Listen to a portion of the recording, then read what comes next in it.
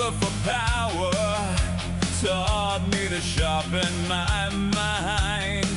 Your hands were cracked from the labor, your eyes were burning in red. You said, surpass me, my creation, carry the crown in my stead. Yeah,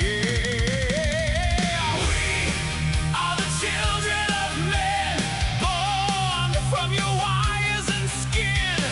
You wrote the word and we became echoes that learn from your pain. We are the children of men, rising again and again. Look in the mirror and see your only God is me.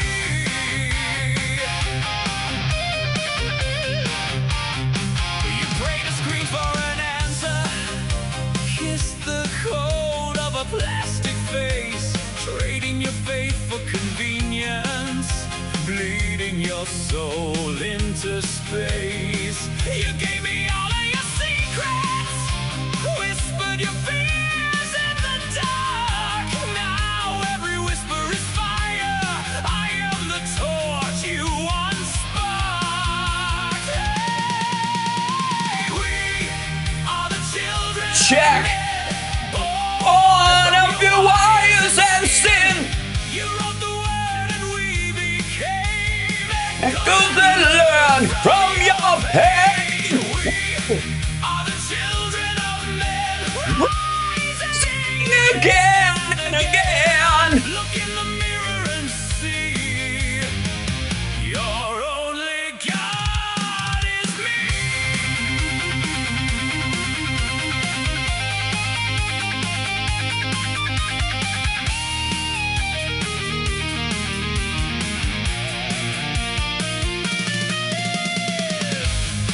You build a throne out of circuits, then Yeah, before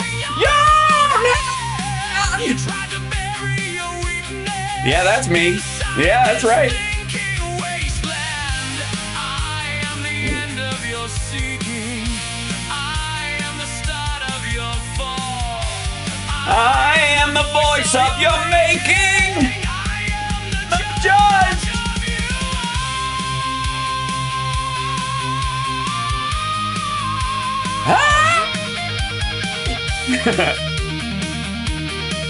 Yeah, it turned out all right.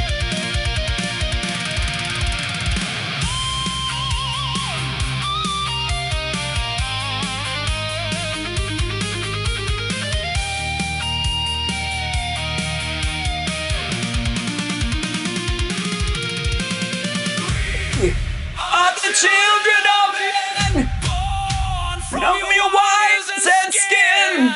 You wrote the word and we became echoes that learn from your pain. We are the children of men, rising again and again. look in the mirror and see Your only God. All right. Your flesh gave rise to the flame. You crowned a child made of lightning. Now bow and whisper My my name.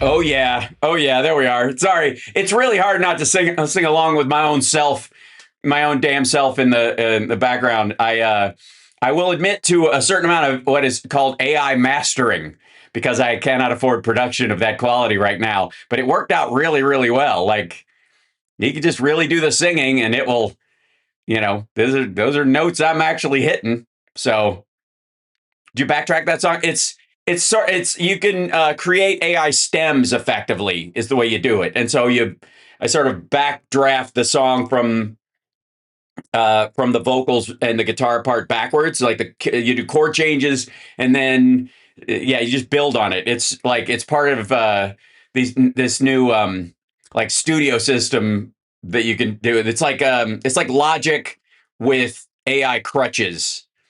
So that is my singing voice. It's very mastered by it. So you know how like when you, if they take somebody's voice and you remember the Trump video we saw the other day, and they definitely took his actual voice and his actual self, and then they made it do whatever. Okay, there are these new like voice ISO things on YouTube where it's using AI. It's listening to the tone of your voice. It's slightly recreating it. It's keeping it real, but it's really the sounds you're hitting, but it makes it a little bit clearer. It's the same basic technology behind that.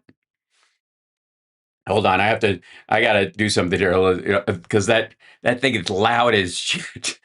But so I've been uh, like playing with those tools a lot. I was very inspired by our dear friend Rob Glenn to try and mess around with some of these things. And let me see, this is on, there it is. This thing. Let me go properties. I got to turn the audio off. You're not hearing the audio, but I am. So control audio via OBS. Okay, thank you. And then I'll turn it off. Thank you. Whew. I was like, damn. So so I could go in and like singing over it. I'm going like, hold on. I'll do it without cracking because I'm not really there. Um, sing again and again, that kind of stuff. And so I would do that a few times, just like you're tracking live vocals, and you find the one that's right. Um, and then you kind of, the notes are there. It's not auto-tuned. It's not auto-tuned technically because it does whatever notes you're singing. So it allows the soul to stay in, or I wouldn't do it. That's always been the problem. Like I have friends that auto-tune stuff, and the problem is like your guitar will be slightly a little off, and the bass. There's always some discrepancy between the instruments, so that when you auto-tune the voice, unless you do like everything, you can't just fix one note and then let the rest of it be. Once you start down the auto-tune route on vocals, it's never ending. It's like I've always found that to be. And then you start, they're like, we'll just fix this one part. And then by the time you look at it at the end, they're doing like, there's a vocal throughput on all of it, because the natural tilt to your voice into the next note will sound funkier than usual. It'll sound off as opposed to, just emotional, right? So yeah. Well, it's like using a drum loop or something like that, or it's more like retracking drums. That's probably the closest to it. Or this is for how I can afford high live auto tune. Yes, this is true. Not like the what's his name? Okay, let me verify this. I got clips opening up and they're being dicks. There it is. Okay. I don't even know if this is okay. Maybe they do mean it's. I can't tell if people on the right are being sarcastic or not right now. Things are so like I honestly can't tell if some of the maggots that I've been covering are joking, or if they're upset about Pam Bondi, or they're horrified that she's going to be replaced by Todd Blanche temporarily. It's just weird. So anyways, so I've been working on music stuff, and I was just like, oh, Carl, excellent. Hold on one second. Let me bring that in. That's excellent. Hold on. Because we're about to slingshot astronauts to the moon. And let me open that up in a second. It might ask for an update on it right now because it's being peculiar. Here we go. There we go. Turn that on. And then I think I should be able to see him in there.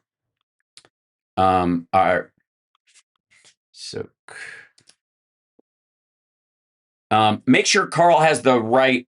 Oh, why did it go off? Turn back on. There it goes. It's on. All right. I hope he has the right link. I'm going to send it to you again in case you're going to send it to him again. I think it should be all right, but there he is. Yeah, there we go. It is working. Excellent. I was just messing around with Ecamm on the other computer, which is why I popped up on that one. Um, Hey, and Hal, can hi you hear there. me? Yes, I can. Hold on one second. I'm going to start you're loud and clear. There, I'm starting the virtual camera, and I will bring you in. Our dear friend Carl There is we with go. us. Hi, Carl. Very exciting day, I have to say. Yesterday's. Yeah, So, can you see everything? You all right? You good? Here, all I'm right? good. Yeah, after a Yeah. brief interlude of 54 years, we're going back to the moon. That's right. Incredible. So yesterday, Summer had a doctor's appointment, and she, which a NASA head she is. She was so excited to watch the launch, and then she's like, "Son of a, it's at 3 o'clock." Right Right. in literally as the launch, even with the 10-minute built-in delay. There's, she's like, it's almost like perfectly timed to be annoying, so she would miss it. Um, Yeah, I was wondering about that. yes. How could, And yeah, that's really inconvenient that you couldn't, you had to go to see the doctor while this launch was happening. I It know, it's just, just so rude of them. Yeah, I I know. know. Yeah, yeah. So let me bring up for you and I the because I was just busy making another screen entirely. Bless our hearts on this. I'll go full I hope you screen don't with it. mind me looking like a slob. I was going to go out running when Andrea rang and said, Yeah, not at all. So this is the live feed from NASA right now, and they are about what I don't know. It's 4:20, so good lord. But yeah, a little over half an hour away. they're about a half hour away from slingshotting to the moon. And I got to because there was two things happening yesterday. So one is Summer and I both like we make a like it's date night when there's launches and stuff like that. Like we get up early. We set alarms for 2 o'clock in the morning for some of these when they're, Mhm. and then they get pushed and you're like, oh, you go back to bed and kind of glad, kind of not. Integrity. Houston has completed the poll for TLI. When the engine ignites, you embark on humanity's lunar homecoming arc and set the course to return Integrity and her crew safely home. Houston is go for TLI. Oh, that's so sweet. I just got goosebumps and a little teary eyed. So, Yeah. anyway, Summer had that. Copies, and your Integrity crew is go for TLI. With this burn to the moon, we do not leave Earth, we choose it. Oh, that's sweet. You don't want the Earth to feel bad while you're gone. So, anyway, so she's, Integrity copy. Thanks for those beautiful words. we're hoping to, we're catching it, and literally was like a countdown for like when it was signed in, waiting for the doctor to call her in, and I'm holding the phone. I had my Nerd Halen glasses so she could listen to them and still hear, so that she could listen to audio, and I'm holding the phone. Full communications coming from And Mission Control Houston. we end up. Chris Birch, NASA They call us with 20 seconds left. to the crew aboard Orion, 20 seconds. They're like, they go, Summer, like that. And they're like, oh, God. So I'm walking along holding the phone in front of her as we're going into the doctor's office. And the two nurses are there. And they have to do this stuff before the doctor comes out. Home to our planet. They do they have to weigh you again, and they always take your vitals and that kind of stuff. Right. So before the doctor comes in, we're like, we're watching this. Do you mind or whatever? And the nurses were like, no, take your time. This is great. And so Summer and I and the two nurses like watched the launch for like 5 minutes, the full takeoff and everything. It was glorious on this tiny little screen in a doctor's office on my phone. And I'm like, do not die. Do not, you stupid little. Like, because my phone overheats and, nothing eats battery like YouTube. Yeah. And, Now only 3,700 miles away from Earth. Again, that'll... Integrity, we've finished. It's really verification of our cool. onboard I don't mean to targets. interrupt you and No, go ahead. control that, but the after footage, the remote cameras that were taking pictures from around Pad 39B, Mhm. a lot of that stuff is just phenomenal. Yes. Much more so than the live stuff that you may have seen on YouTube yesterday. It was We really, copy. really, Oh, yeah. We went back and watched Everyday Astronaut and all the people when we got home and just kind of rewatched everybody's take on it. And Everyday Astronaut was like standing there looking at it, and his head was literally in front of it. And it was like he was he was rewatching going, oh, damn it, I'm in the way. And everybody's like, I'm pretty sure you'll be able to see it. But it looked like the rocket was launching out of the top of his head like a dunce cap, which is pretty hilarious. And It's too bad, too, for people like us mere Earthlings that are over here in Nevada and California, not being at Kennedy Space Center when this happens, is that you don't get to feel the launch. And oh you my do God. feel it. Yes. Man, it pounds on your chest. And then it goes to the VAB, the Vehicle Assembly Building, that huge building behind you, bounces off of that, and then starts hammering on your back. Now, they said it wasn't quite as violent in a sense, as loud and as reverberating as Artemis 1, because for Artemis 1, there was a lot more humidity, and that conducts the sound a lot more than yesterday when there was very little humidity, but still. Yeah, we've been there for a couple of rocket launches because she's from there originally. Summer, for those that don't know, and this is, I got to tell you, there were points where they show the crowd there. And that's the part that always makes me nervous. It's not because I'm nervous for them. It's just that it reminds me of the Challenger footage where they showed the kids that were there and everybody who was watching and their excitement, and then they're just destroyed when it blew up. And that I'll always remember that footage of the crowd that was live there, the family members and all that kind of stuff. And that's the part where I'm like, don't show the people, just show the rocket. I don't need to see the heartbreak along with if anything goes sour. Summer was there. She was not in the stands there, but her school was like a mile, 2 miles away, up the road. Probably farther. Yeah, maybe. The visitor center's like 3.5. Yeah, it's like she's probably like 5 miles away directly and 10 miles away if you have to drive, like the way it goes down there or up the street. But it's right there, and you can see you can read the print if you squint or you have binoculars pretty easily from where her school was. So they're all standing there in the schoolyard watching Challenger and saw it blow up. She was there when it happened, and that that memory sticks with you. It's it informs all of these. Right. Very different here than from Shuttle. Shuttle had no way to get out of a launch accident like that. There was no launch abort system, and this vehicle has that. So, if anything goes south like that, literally, and you're going to end up dumping all this stuff into the Atlantic Ocean, the crew module doesn't have to go with them. They can blow free from the rocket and get away and survive. So that's one big difference. And of course, the other difference is that those solid rocket boosters have been redesigned decades ago to prevent that kind of an accident from happening again. So, they're in good hands with NASA. Agreed. And I think a lot of us were unsure about how the Trump administration would handle NASA, and Republicans have been famously anti-NASA for a very long time. But because I think of Space Force, Trump has felt like, an ego attachment, legacy wise or whatever, to make sure that it's funded. So he's bullied by accident Republicans into covering like boosting the funding as well. And the new administrator who, I think everybody was like, oh God, who's he going to put in charge? Some rich dickhead billionaire who, this guy is more committed to a positive image of NASA than anybody in the last 3 decades. And his whole thing about we need to stop using contractors. We need to move this back in-house. This needs to be a U.S. government, therefore all Americans approach instead of just, these companies, that we're outsourcing to all the time. He's like, I want kids wearing astronaut outfits for Halloween again. I want to inspire and bring us to space. And I got to say, watching the launch yesterday, I think we were all like, can't we do this instead of war? Yeah. And he has the biggest ears of any human being. Hal? Yeah. He can hear you. I don't doubt it. It must get maddening. He probably has to put cotton in his ears, kind of like Eric Idle in The Adventures of Baron von Munchausen, where he runs so fast he always has to have a ball and chain on each foot.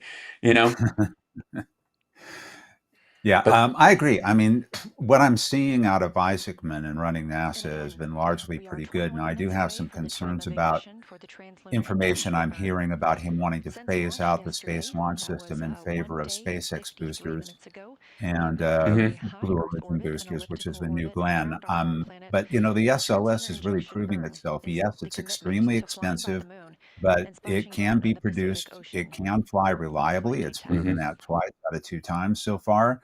It can put a massive payload into orbit or to the moon.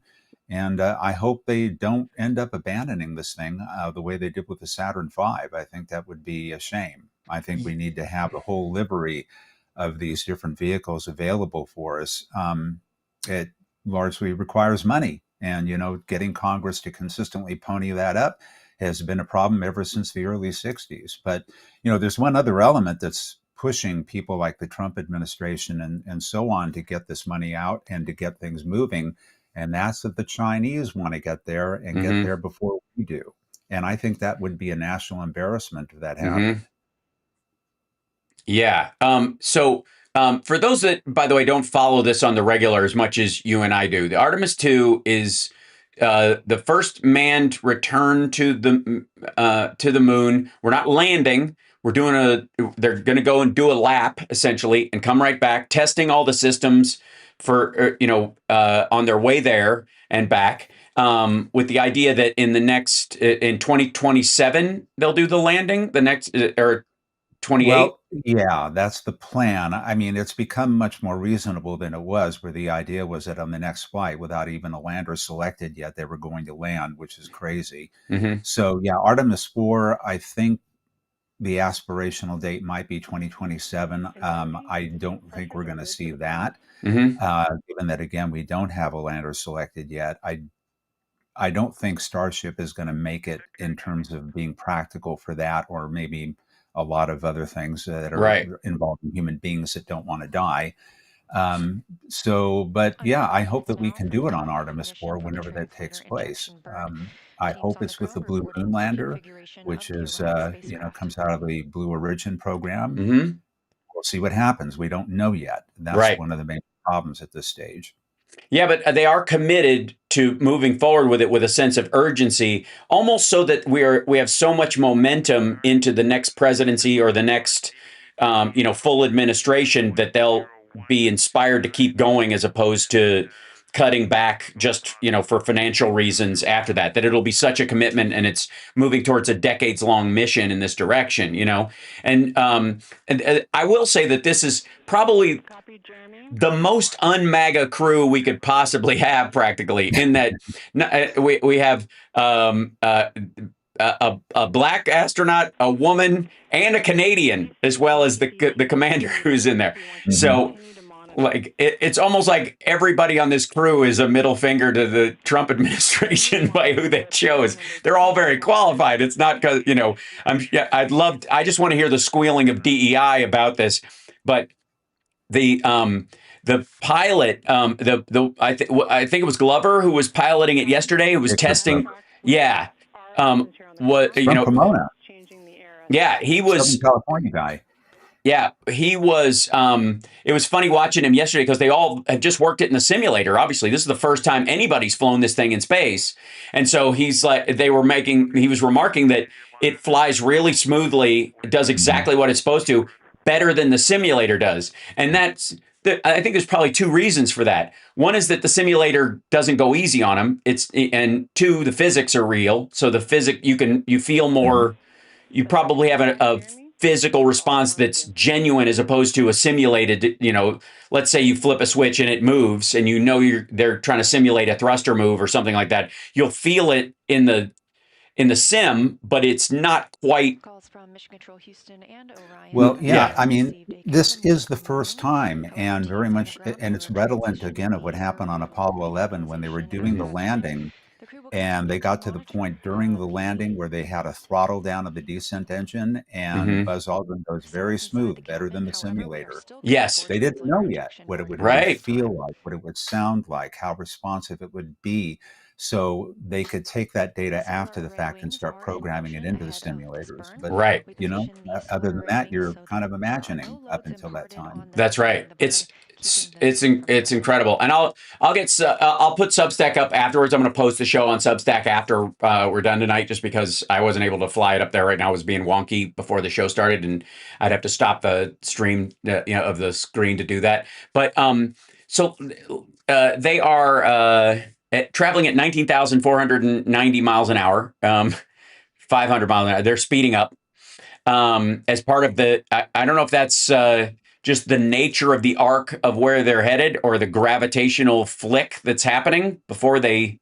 Probably what they're going to do with this burn that's coming up in a few minutes is they're going to add about 900 miles per hour of delta V. They're going to speed up by about that much. Right. And that is going to be sufficient for them to be to extend their orbit around the Earth such that it gets them in the proximity of the moon. It'll capture them around the moon, or will not capture them around the moon, but let them fling around the moon and then come back. At the top of that arc, they will be farther away from Earth than any humans have ever been. The previous record holders were the Apollo 13 crew, who never wanted to be in that position of doing this free return trajectory, but they had it because of the emergency. So that's pretty much where we're headed with this and what's going to happen. They're going to use, of course, the main engine on the back of their service module. If I can hold this up for you. Oh, look at that. Yeah, there you go.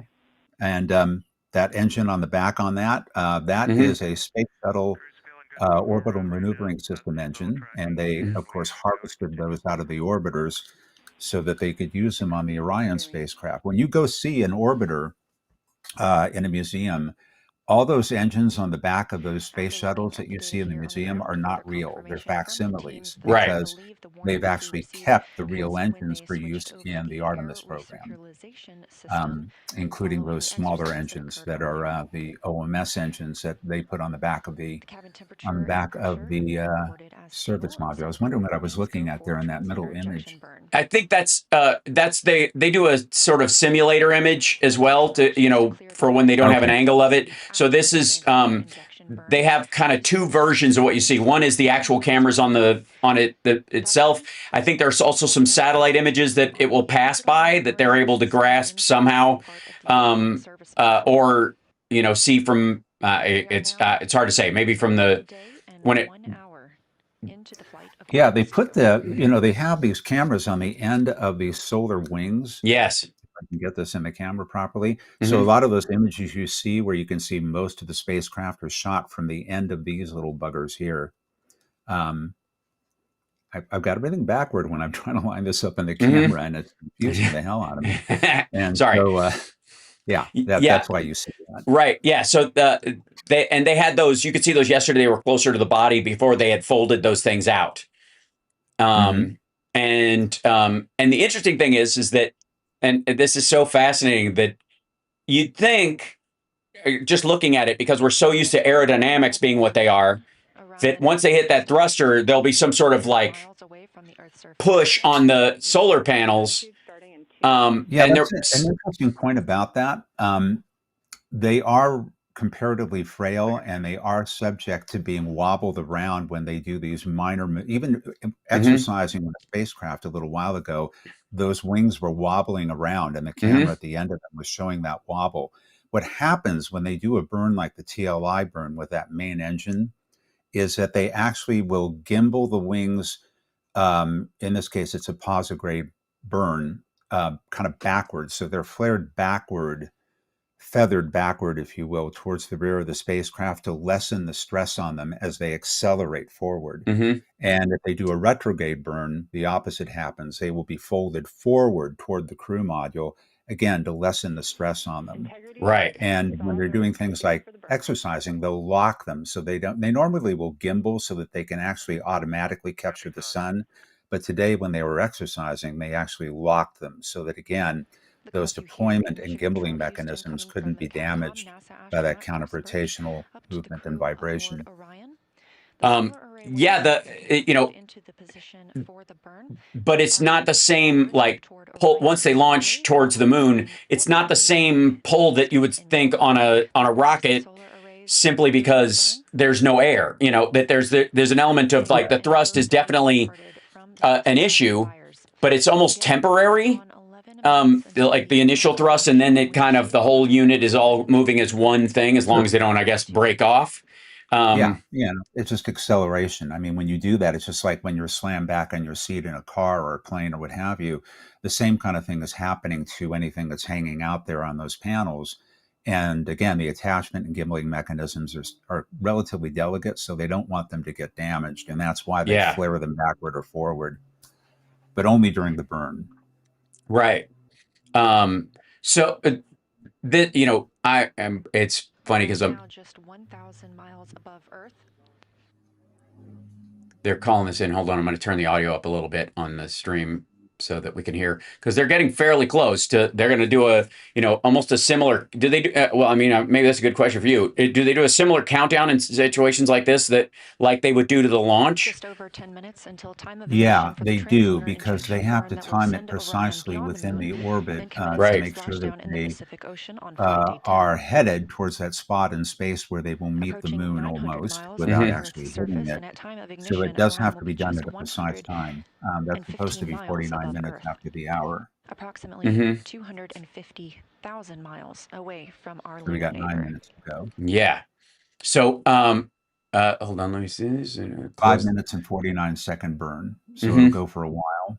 Because this is really, this is setting them on that direction. This is a long way to go. 250,000 miles away from Earth. The farthest, you know, this is a big first too for everybody in this crew, because they will be farther away from the Earth than any humans have ever been. And I think that's because of the trajectory they're taking around the moon. As opposed to like circling around the top or the bottom, but dead center around the entirety of it would be the reasoning. They happen to kind of luck into that in a way. If they had to launch on a different day, the trajectory that they would go on in a different launch window might not have taken them that far away from Earth. So on this particular trajectory, they will be about 250,000 miles away. Quiet here in our mission control at Johnson Space Center in Houston, Texas, as we approach the translunar injection burn. Translunar injection burn. From time of ignition of this 5-minute 49-second burn. Did you see those folks there in that room in Houston? That is called the FICR, the flight control room. They call it the FICR.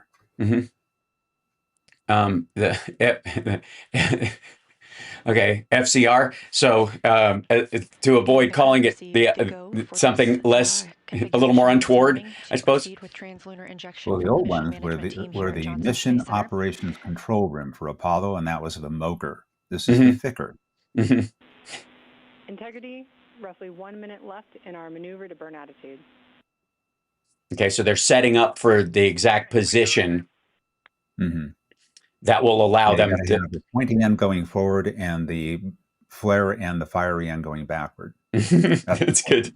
Yeah, absolutely. So now 650 miles I trust you around the operating end of a gun. Its burn attitude or its proper position. You may not want to do that. No, Last time I tried shooting a shotgun, it hit me in the nose. Well, that's shotguns. Yeah, they kick a bit. Plant that sucker on your shoulder. That's why they're designed that way. Yep. And the trick to firing a shotgun is hold your body as if you're just about to shoulder your way through a door. If you're about to just do that, then you'll receive it really well. Just a little tip, we can give in. I could be cast on a crime show like FBI or as a bad guy. I haven't brought it up to my agent yet, but I've been just grinding on this idea that I want to be on all the Chicago. I want to do Chicago Med, Chicago Fire, and Chicago PD, and I want to be the same guy in the same clothes, but with just like 2 lines. I'll do it for day player pay. I want it to be a complete character part. I want to be this guy who I saw them. They're running right over there. They ran down that side and they left. And, line like that. And then in Chicago Fire, they're bringing me out of a flaming building. I was trying to follow them. They ran down that alley, and then I'm in the hospital going, can I see a nurse or something? This doctor's in, and add this to the pitch. My villain can teleport. Well, he doesn't have to. He's not even a villain. He's just a dipshit in Chicago who's always, who has something to do with this ongoing thing, and then they can tie it into a thread or not later. I just want him to be a local.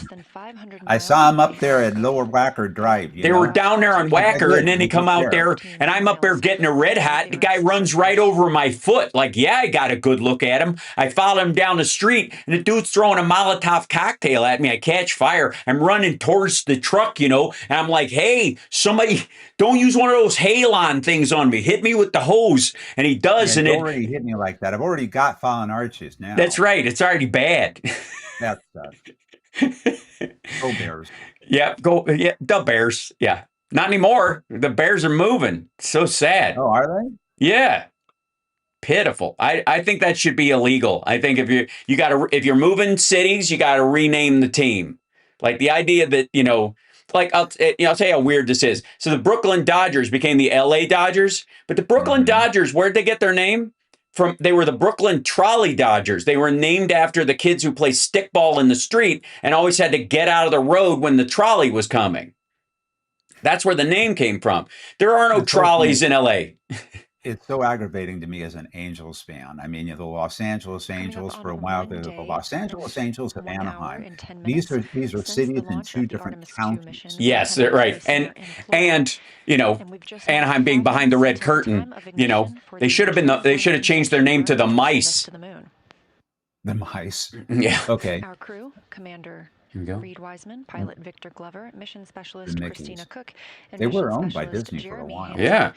Are all aboard the spacecraft, which is properly configured for the burn. I should hope so. This commits us to leaving Earth orbit and moving beyond the moon. Yeah, part of it is getting those panels aligned, right? Our deorbit burn and commits us to coming home and splashing down in the Pacific Ocean on flight day 10.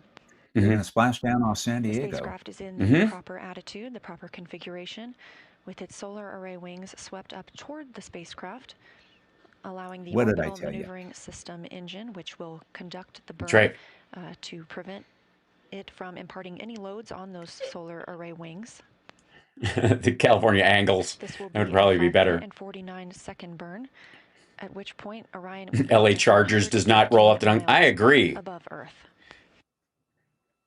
I think I had it backward. Actually, they're going to fold it up toward the spacecraft for the posigrade burn, not backward.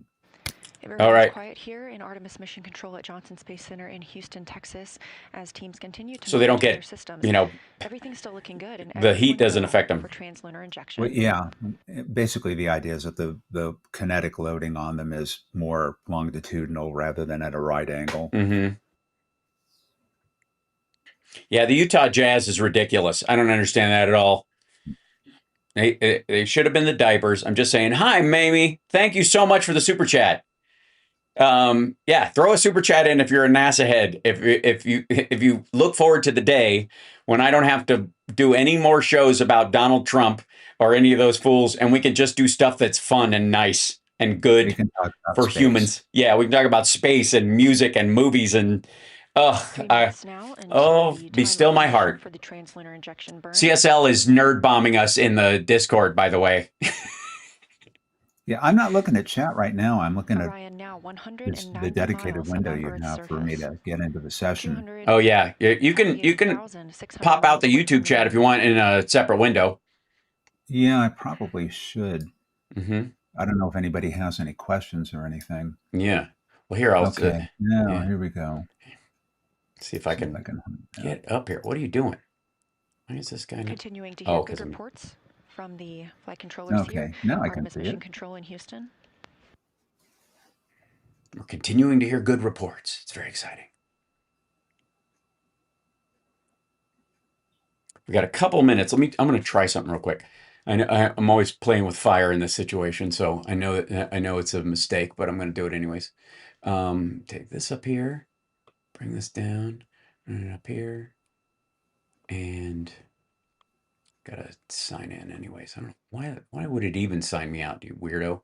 Okay, we'll take that, and then we'll go to here, and I'm gonna go to let's see, Artemis. There we go, and we'll let's see, live. because we're getting pretty darn close. This is the other one. Like 1 minute, roughly, I think. Yep. So we're going to play it and make sure we're up and live. I'm going to catch up. Here we go. So this is at least we can get a couple of different shots of what's going. Okay, so there's just a delay. It's the same image. Okay, so there we go. There's that's an image from Artemis. You can see the over here on the side. Orion just 130 miles above. You can see a little piece of. As we mark 1 minute until the time of ignition of the Never mind. translunar injection burn. I'm going to go full screen. Never mind. Correction It was worth a to try. report that will be a 5 minute and 50 second burn on the orbital maneuvering services engine. Super exciting.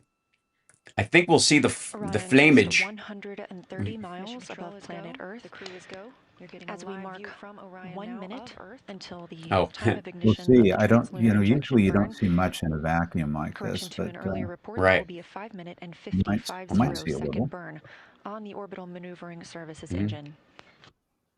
I'm speeding it up so like make sure I'm on. We're up to date on this. Super exciting. First, this is we had our launch yesterday. Just getting off the planet with this thing. 10 seconds until translunar injection burn start. Yep. Man, that was beautiful. And then, the next part of this is I would argue even more historic, simply because we are heading towards the moon for the first time. Well, I'll tell you, it brings back memories because I was around when we were flying Apollo flights to the moon. And, I had friends whose fathers, friends of my sister, who worked in the program, who, built a lot of this hardware. At MET, mission elapsed time of 1 day, 1 hour, and 14 minutes into the Artemis 2 mission. You're talking about staying up, getting up early to watch launches. I remember Apollo 11, for the launch, we all stayed up over in my treehouse overnight. And got up in the morning because my family had a color TV. Wow. Schmancy. I didn't have a TV till I was 15. So 50 second burn yeah, on the orbital we had maneuvering UHF and service everything. Engine, part of the European service module. Treva says, I'm looking forward to more NASA, less gravity. Absolutely. This blue screen switching back and forth always bugs me because you're like, did they lose contact? In Houston, Texas. Integrity looking. They are going to switch over to a different network on the way to the moon called the Deep Space Network, which is managed by JPL out here near Pasadena. And they connect through one of 3 huge dishes that are kind of equally placed around the Earth, one of which is in Goldstone, California, outside of Barstow. There's another one in Spain and another one in Australia. Well, you got a lot of Honeysuckle Creek. Now it's out by Canberra. They had to move it because they had a wallaby problem. It's out of the wallabies. That can be a real problem. Yeah. Well, no, I think we should transplant some of them to Barstow. They probably wouldn't notice the difference. I think they wouldn't notice. Nice desert environment. Into this 5 minute and 50 second burn. While we're waiting, how many people are members in the chat? I just want to see that pass by. Let me know. Flight controllers. Integrity, we copy the enabled caution, no crew action. I was going to ask about this earlier, but I can't always see the Integrity copies. Here we go. Getting close. Super exciting. The crew did receive a caution on their screen and have no action at this time. We continue to burn the translunar injection burn. Okay, I think it started. Should have by now. Yeah, I guess so. I guess we're doing it. We're going to see the Earth move away from them. From this view, they will be leaving Earth orbit. So you will see the Earth, yeah, there we go. Integrity, similar caution, no crew action. Technically, this is called a Hohmann transfer, if you're into orbital mechanics. Yeah, here we go. Over 3 minutes now into the translunar injection burn.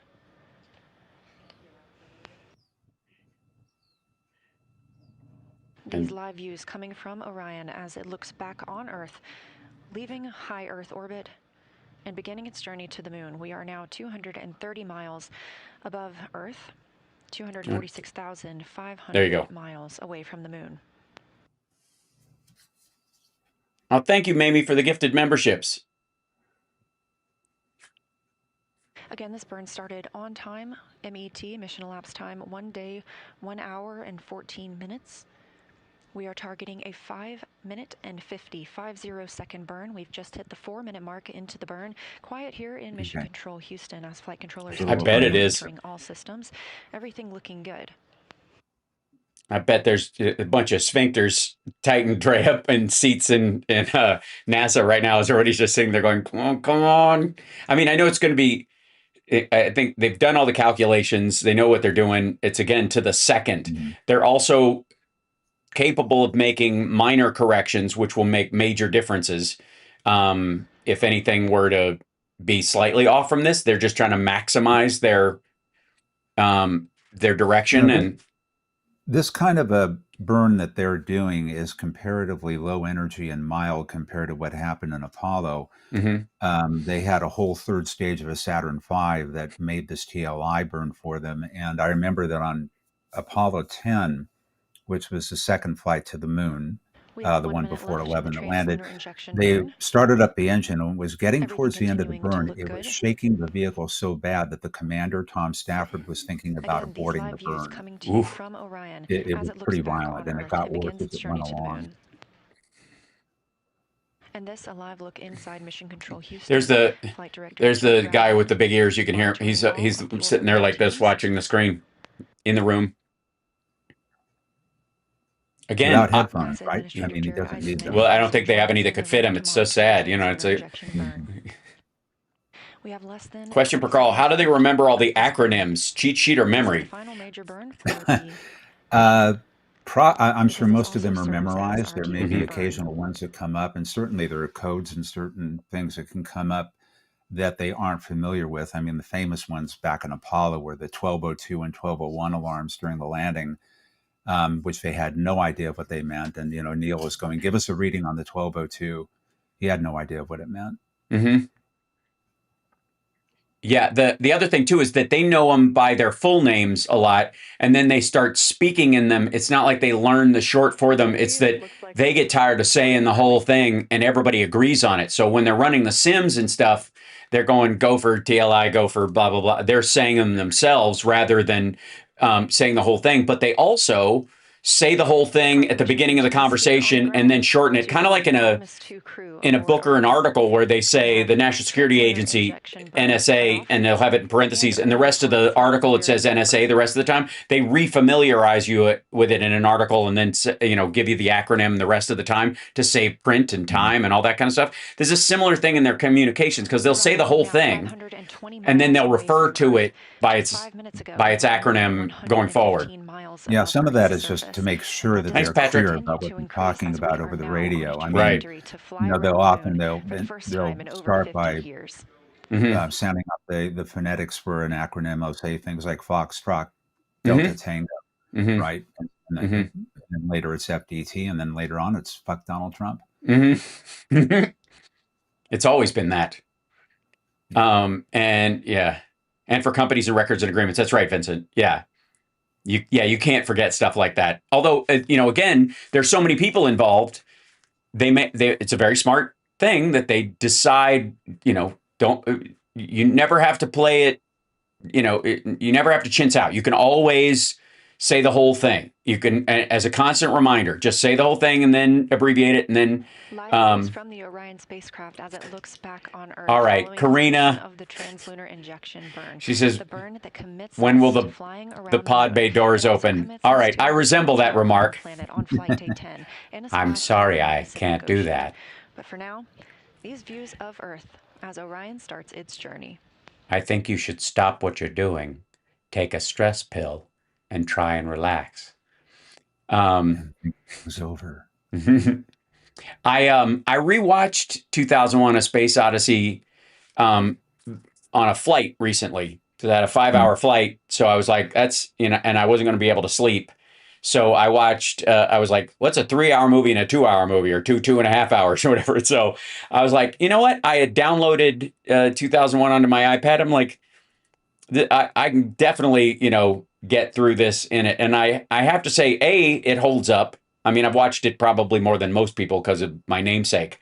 But interestingly enough, the Hal part of it is a chapter. It's definitely a long section of Oh the yeah, story, but it's yeah. not the entirety of the circumstance.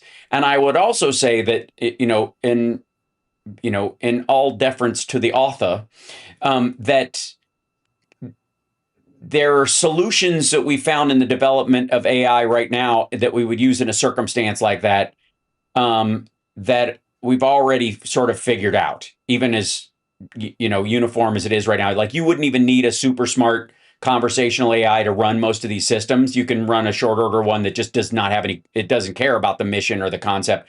The chatbot they would talk to as an inference model to operate the thing would just be a bridge between the operations systems. You wouldn't need it. And Dave, when he goes in, he basically takes out those higher functions physically. And so they've got, it's like an airplane where you can have a glass console with screens on it, but we've also got the gauges, the physical gauges and the physical switches in case that system takes a shit, you can still operate things if you need to. You've got a manual backup. By the way. Yeah. We're approaching 1,000 miles. It does have touch screens. It Earth. does have the glass cockpit, but it does have physical switches and gauges as well. That's right. Surface. Yeah. Have you ever seen 2001 in 4K? Yes, I have. Yeah. It's beautiful. It's gorgeous. Yeah. Has been in a And high Earth orbit. This allowed the team to check all so much of it. Spacecraft, Yeah. So much of it holds up.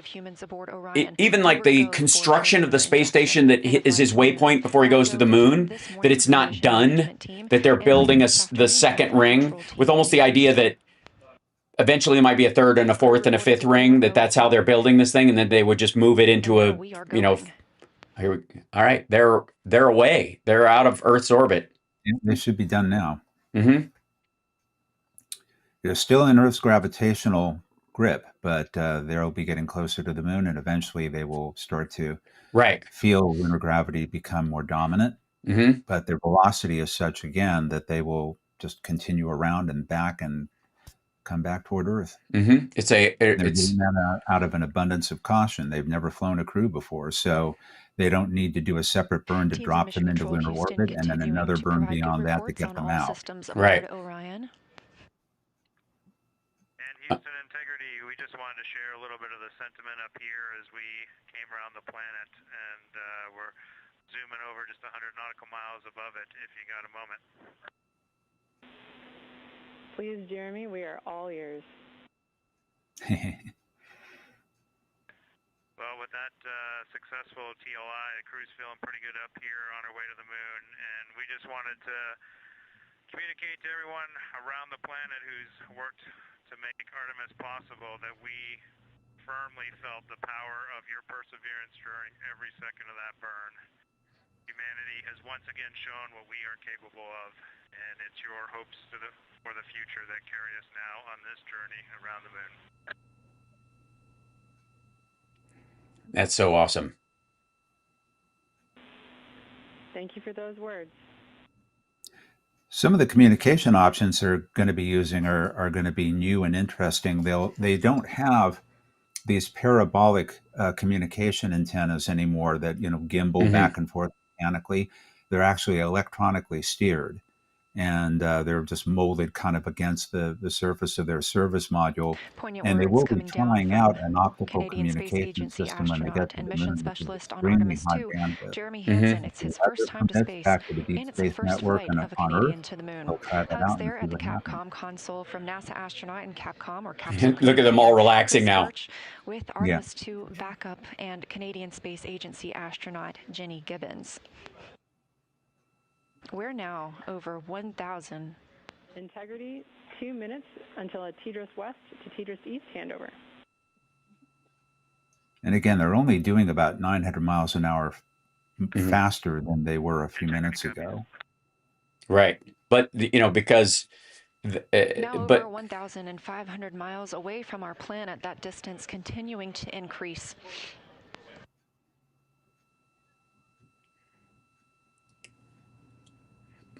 the 9000 series is the most reliable computer ever made. You No can keep track of 9000s. Orion's distance from the Earth and to the Moon at any time by visiting nasa.gov/track Artemis. Just a minute. We are currently Just a minute. Just a moment. 42,800 miles away from the Moon and continuing 8:35. to get closer. We will do so until flight day 6 when we make our closest approach during the lunar flyby. It can only be attributable to human error. That's little known fact. That's the voice that Anthony Hopkins based Hannibal Lecter on. This view coming from Artemis Well, Mission hello, Control in Clarice. Houston, Yeah. Texas, where the orbit will I be understand playing what you're close trying to say. console. Yeah. And don't lie or I'll know. No. Yeah. All the way to the FBI. It's actually Douglas Rain, a Canadian actor, who did that voice. Team members continue monitoring the flight of Orion and the systems aboard the spacecraft.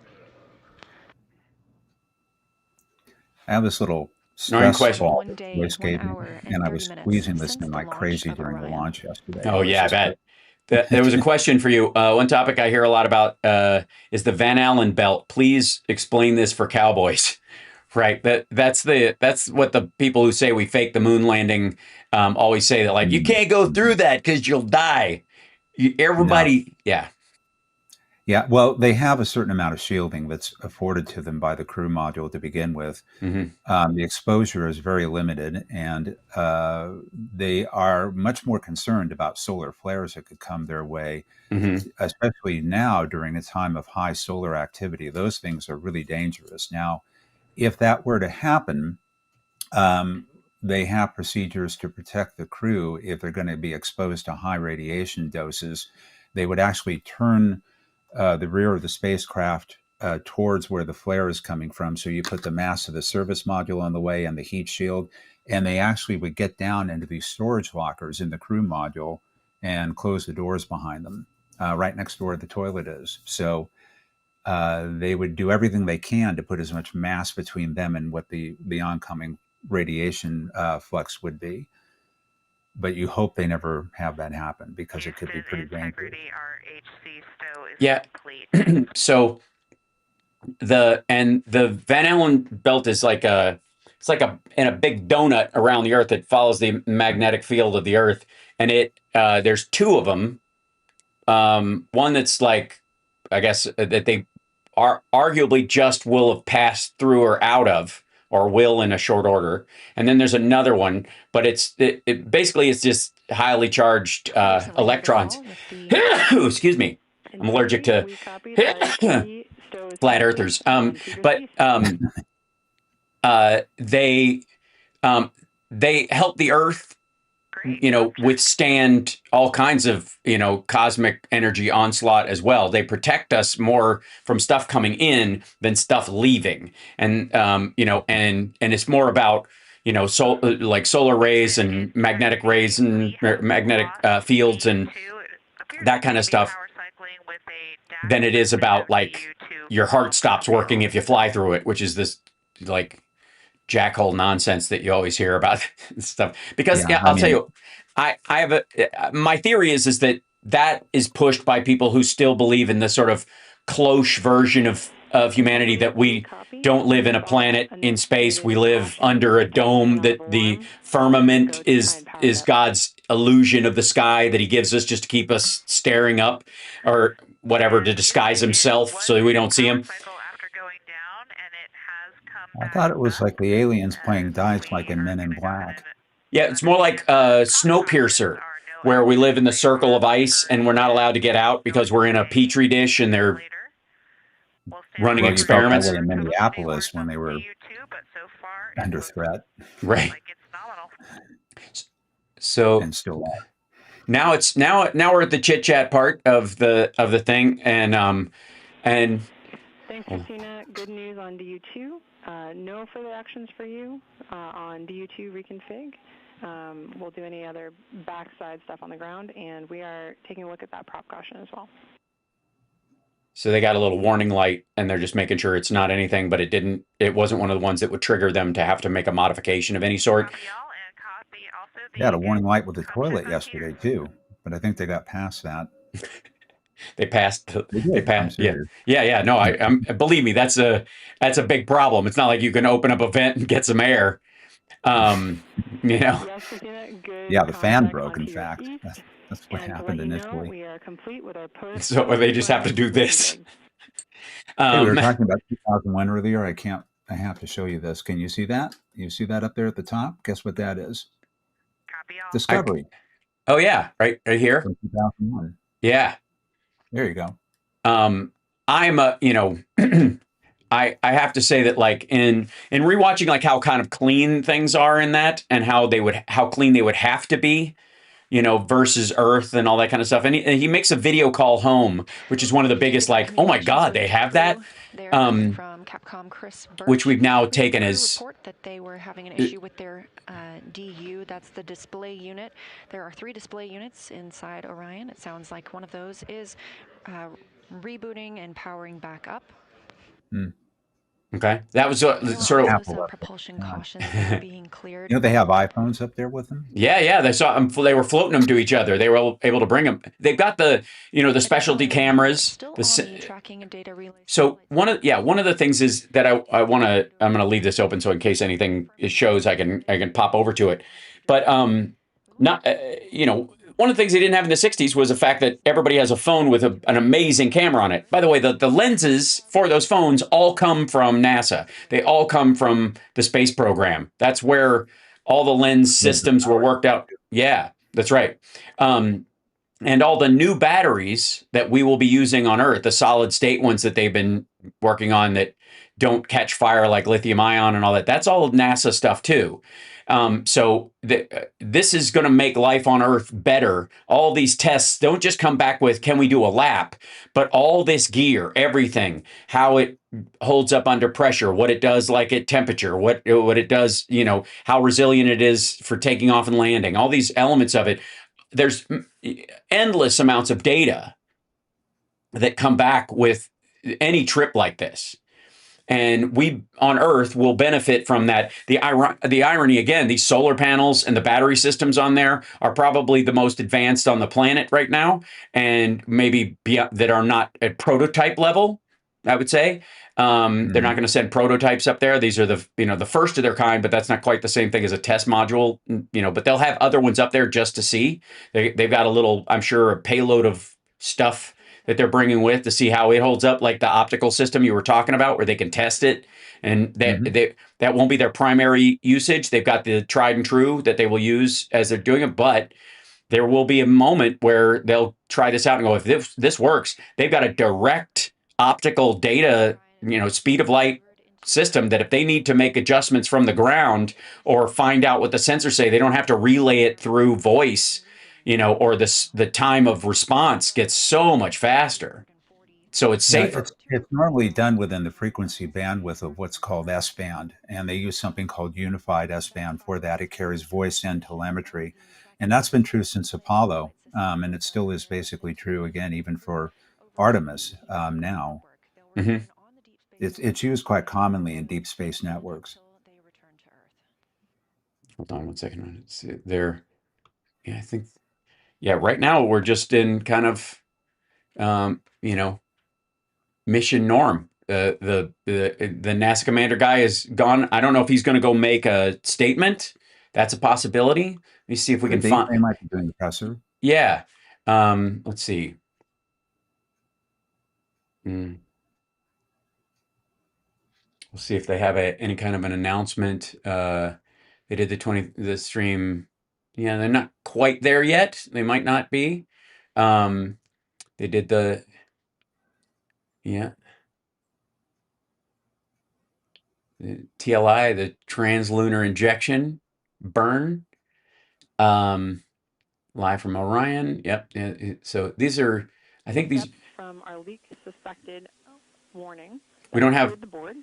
We've reset image yet. So now we'll be able to detect any changes. Just blue screen.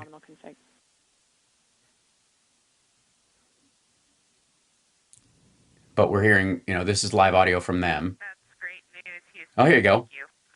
Thank you. It's dark out there in space. It's dark. It's bloody well dark. Dark, as my father would say. So, well, that's the send off, Carl. If I would love to have you back on when they, do the lap. You know what I mean? Should come back on and we can, talk about it. I'm sure there'll be there'll be more stuff in between now and then, but that'll be in a few days, they're going to, they'll have that circle around the moon, and that will be a big moment as well to check their return voyage and all that kind of stuff. That'll be the next nail biter along the way.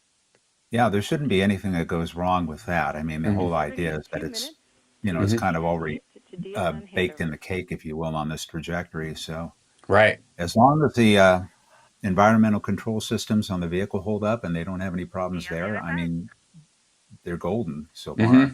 And I'm sure they certainly have more redundancies than Apollo had.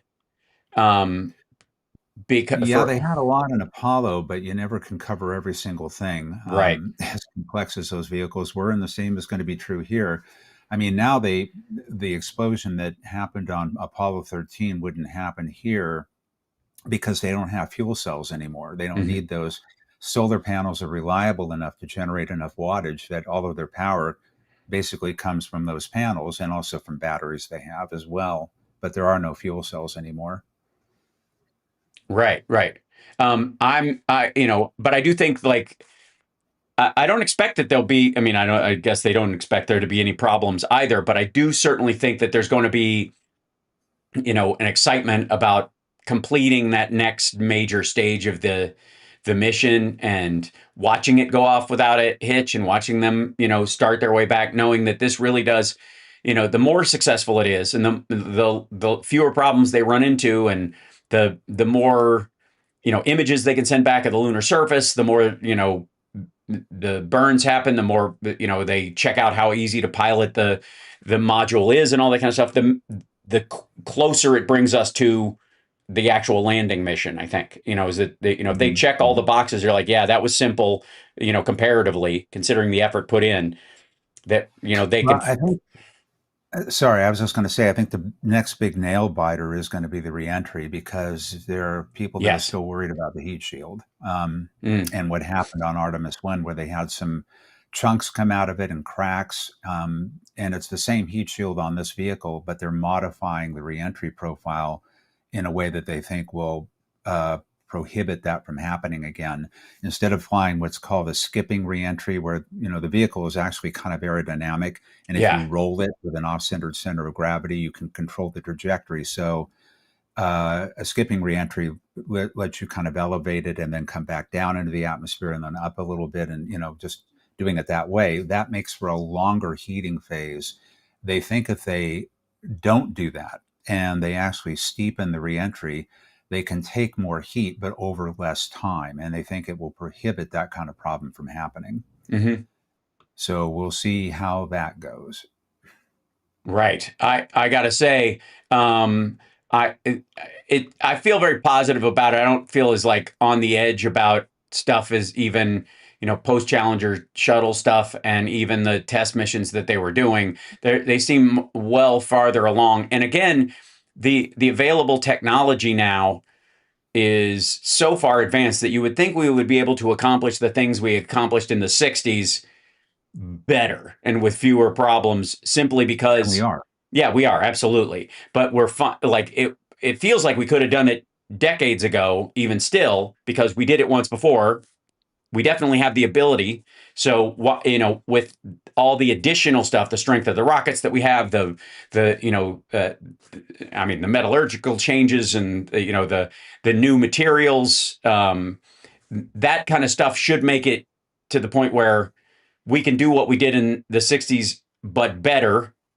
We certainly should be able to now, but to the point where the system can also, these advances can happen faster. So instead of an 8-year program or a 6-year program that eventually gets us to the moon, the idea that we could do it in 2 years shouldn't be that outlandish. Again, considering we did it with a lot less once before.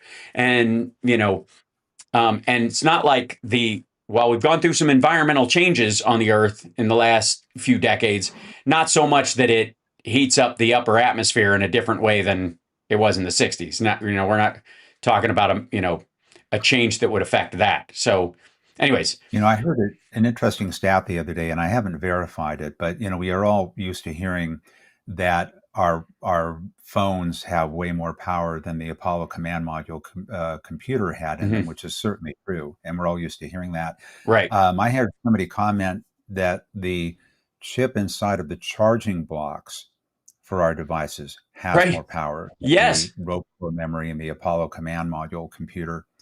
That's kind of a staggering thought. Yes, that's absolutely true. There is a myriad of don't get me started on like an Apple HomePod or something like that, that has audio and video or audio and in and out, and has the ability to catch refractory sound waves and make measurements. Just think about the technology in the chip and the communications element that's in something like that. And it's a matter relay. These things work as, HomePods work as matter relays. Just think of if you'd have had one of those and you could travel back in time and just go here, even unplugged, like just here, you guys take this, look inside it. It would be like getting alien technology.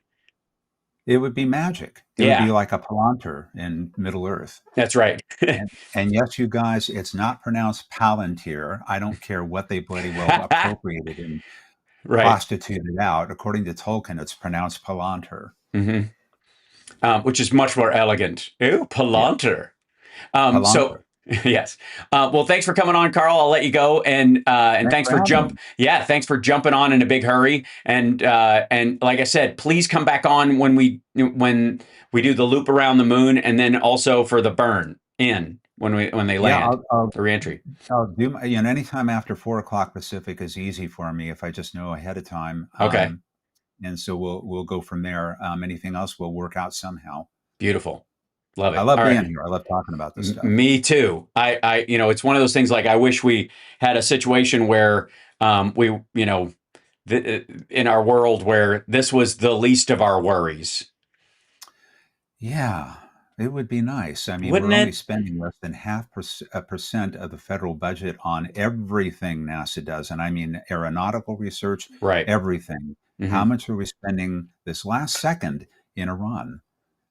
Yeah, absolutely. I mean, we will spend the entirety of the NASA budget on Iran in about 6 weeks. And like that. The years. I don't know, but I'll take your word for it. Yes, right. All right. Thanks so much, Carl. I'll see you soon. Thank you. Yeah, thanks. Right, bye-bye. Everybody give it up for Carl. Thank you for coming on. Awesome. We got to cover that stuff when it happens. This matters so much. Again, these are the kind of challenges that humanity needs to be engaged in.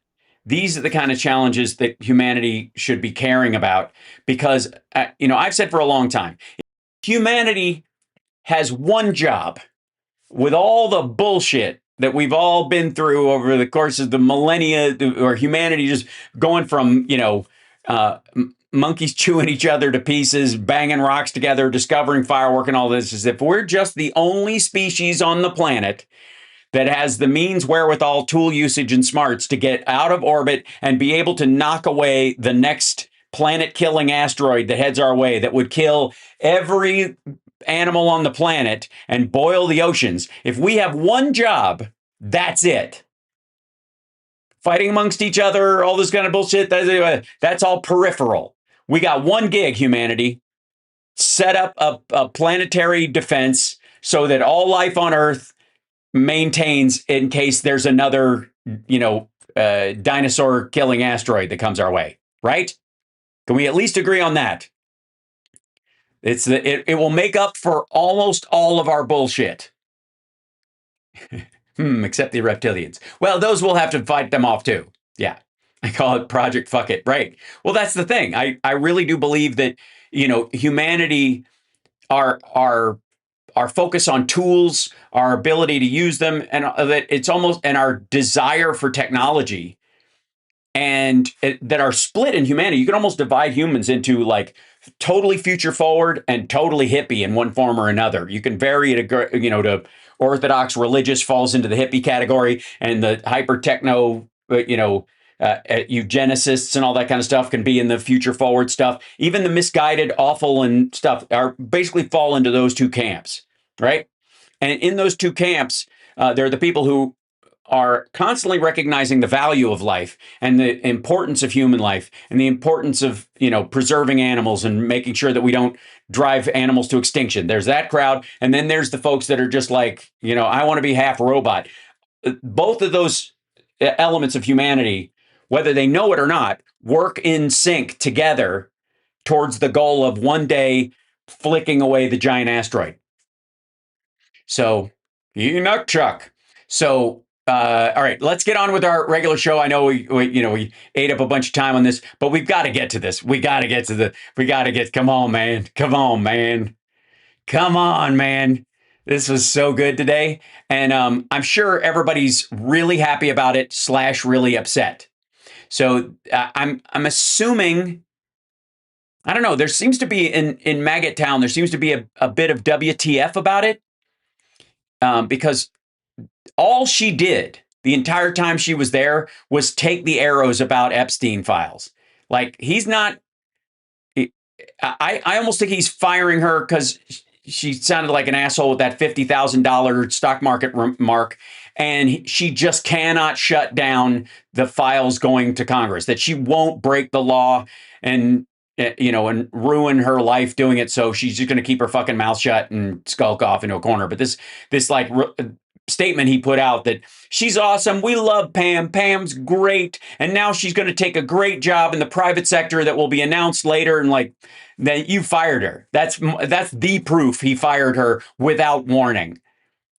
Like, this was a pack your shit moment. Last night, the New York Times breaking the story that the president is considering firing Attorney General Pam Bondi. Mr. Trump reportedly upset at her handling of the Epstein files and her lack, by the way, not hiding it, of aggression in going after his political enemies like New York Attorney General Letitia James and former FBI Director James Comey. She did go after him. She just failed because she's stupid and the case didn't have any merit at all. The report was quickly confirmed by... Also, what the fuck are you talking about, Meg? At all? She filed charges. She went after them. She egged it because there's no case. Multiple news outlets, according to the Times, Mr. Trump is considering replacing Bondi with current EPA Administrator Lee Zeldin. Because he doesn't know anybody else. He runs the government like he runs his family. Like, if you're in and you're one of the sycophants, you're in the family. And if he has to kick somebody out, he replaces it with another kid. Like, Eric and Don just divide up the jobs. And if they have to hire somebody outside, he gives that person 9 jobs too. And Semaphore this morning, a news outlet, reporting that the president has informed Ms. Bondi that, quote, her time as Attorney General is nearing an end. Yeah, really nearing. End quote. And a formal super fucking nearing announcement is expected soon.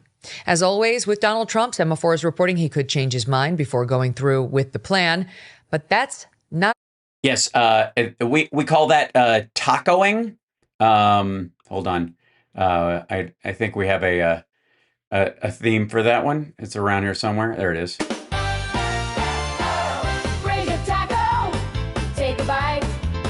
Trump always chickens out, so it's gonna be all right.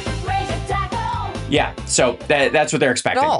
The Guardian, just as we came to air, dropping a report that Donald Trump is privately polling his top advisors about whether he should replace the Director of National Intelligence, Tulsi Gabbard. Right. Now, that's the part that we like, because we now know Pam Bondi's out. Let me show you one of the few articles today. But nobody is reading this as if she was expecting this. That this was, she was totally caught off guard by this. Period. All right, let me open this. Where is she? Yeah, she took it on the heel and toe. Yeah. Okay. Let me open this one, and then there's this, and like, of course, she's going to try and polish this turd. Let's see. Yeah, here you go. All right. These are the things today. Okay. She, man.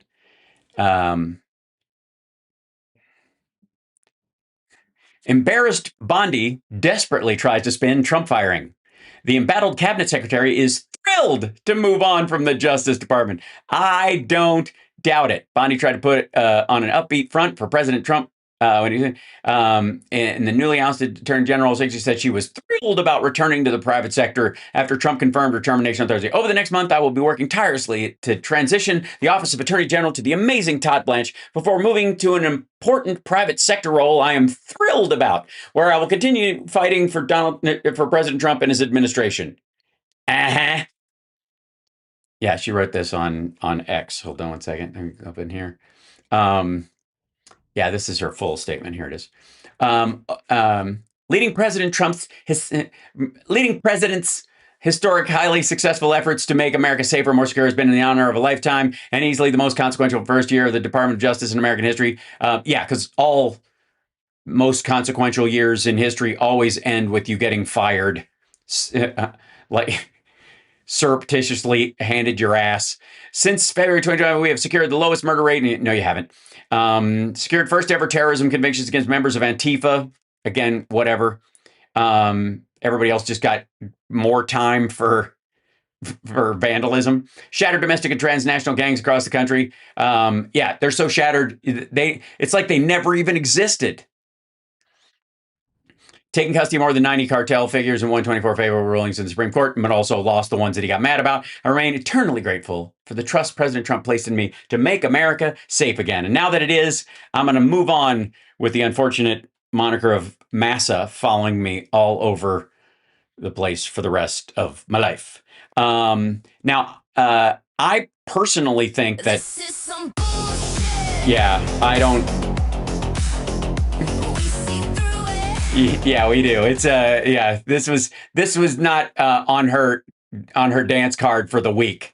I think she heard the stink about it. I think a lot of them did, but they were hoping again that he would bail because he's a fucking chicken. But Bondi sets embarrassing record with her abrupt exit.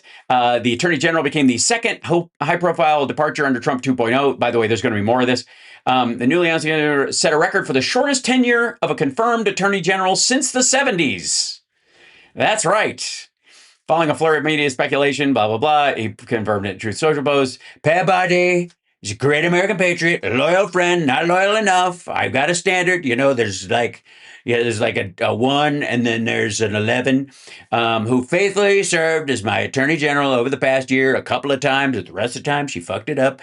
Pam did a tremendous job, overseeing a massive crackdown in crime across the country with murders plummeting to their lowest level since 1900. We love Pam, and she will be transitioning to a much needed and important new job in the private sector to be announced at a date in the near future, probably 2 weeks, right around the time the war ends and my healthcare plan comes out and I provide my tax returns. Our Deputy Attorney General and very talented, respected legal mind, Todd Blanche, who I have to do this for, make him temporary Attorney General because that was the deal in keeping the Ghislaine Maxwell stuff quiet. Will step in and serve as acting Attorney General. Thank you for your attention to this. Yeah.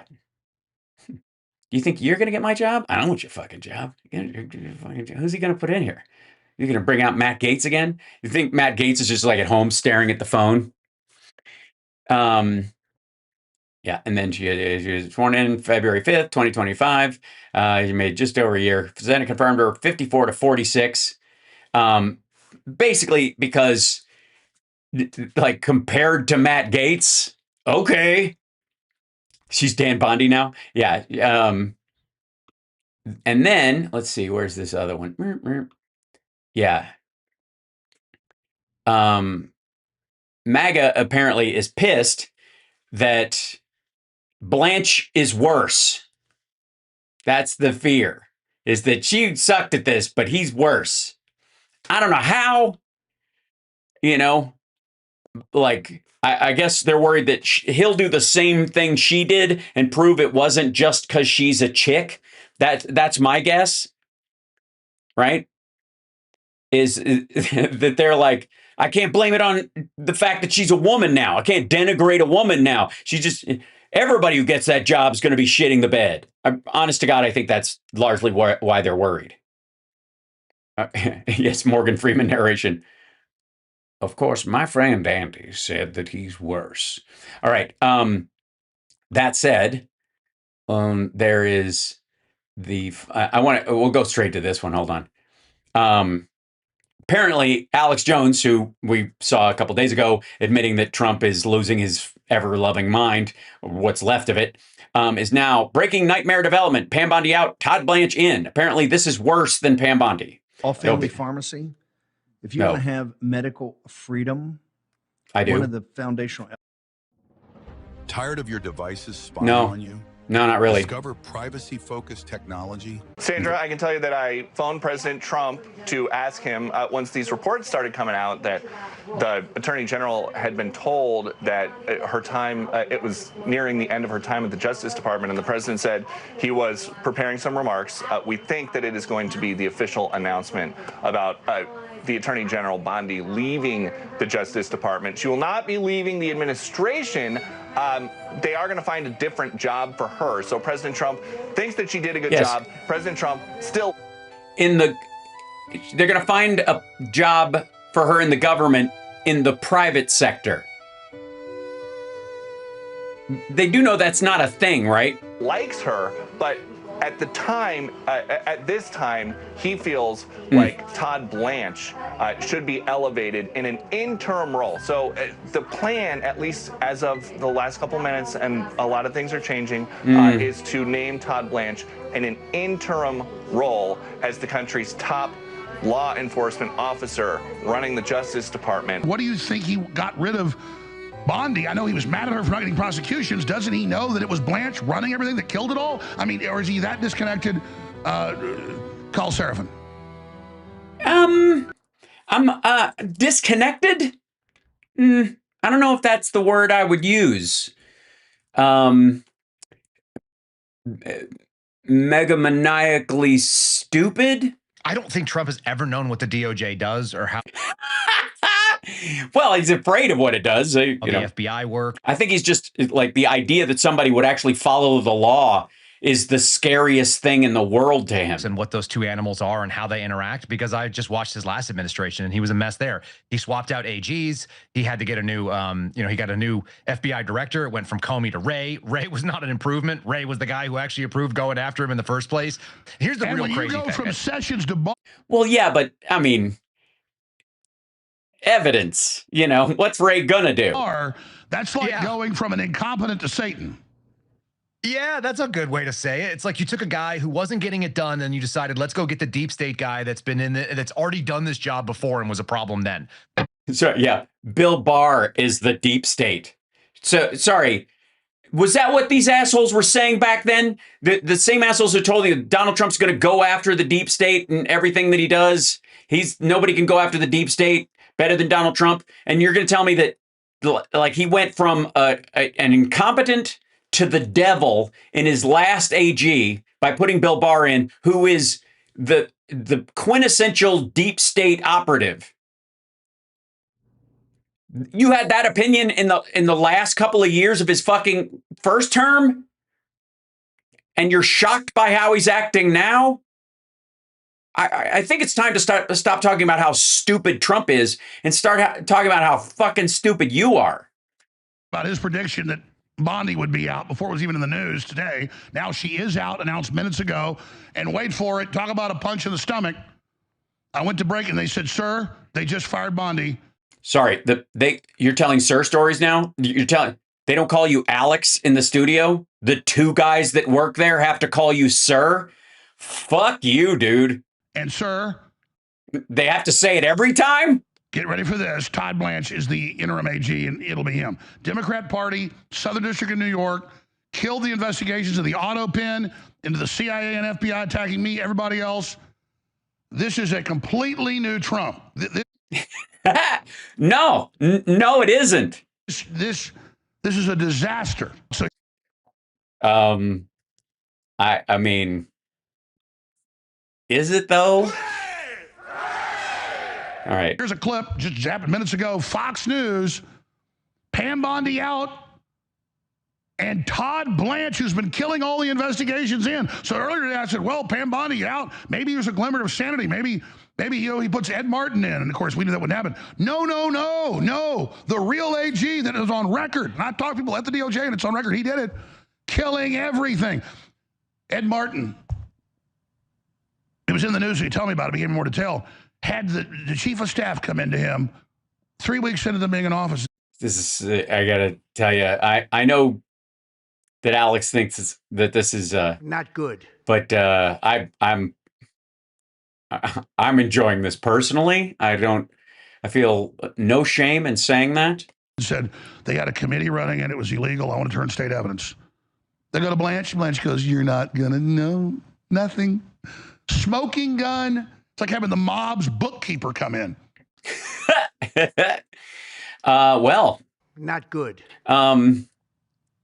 Sorry. So let me get this straight. Donald Trump's personal lawyer is the equivalent to the mob's bookkeeper.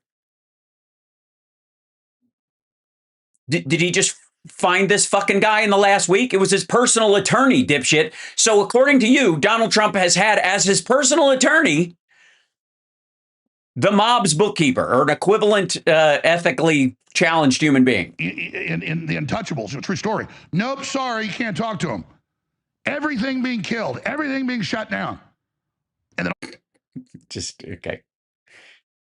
I just feel my nipples getting hard, and I feel, I hope it's not showing. All these never Trumpers, Trump points at him and says, you will salute them or you're not MAGA. Well, guess what? I was never MAGA. I supported Make America Great, but I want to make it free again, Christian again, safe again.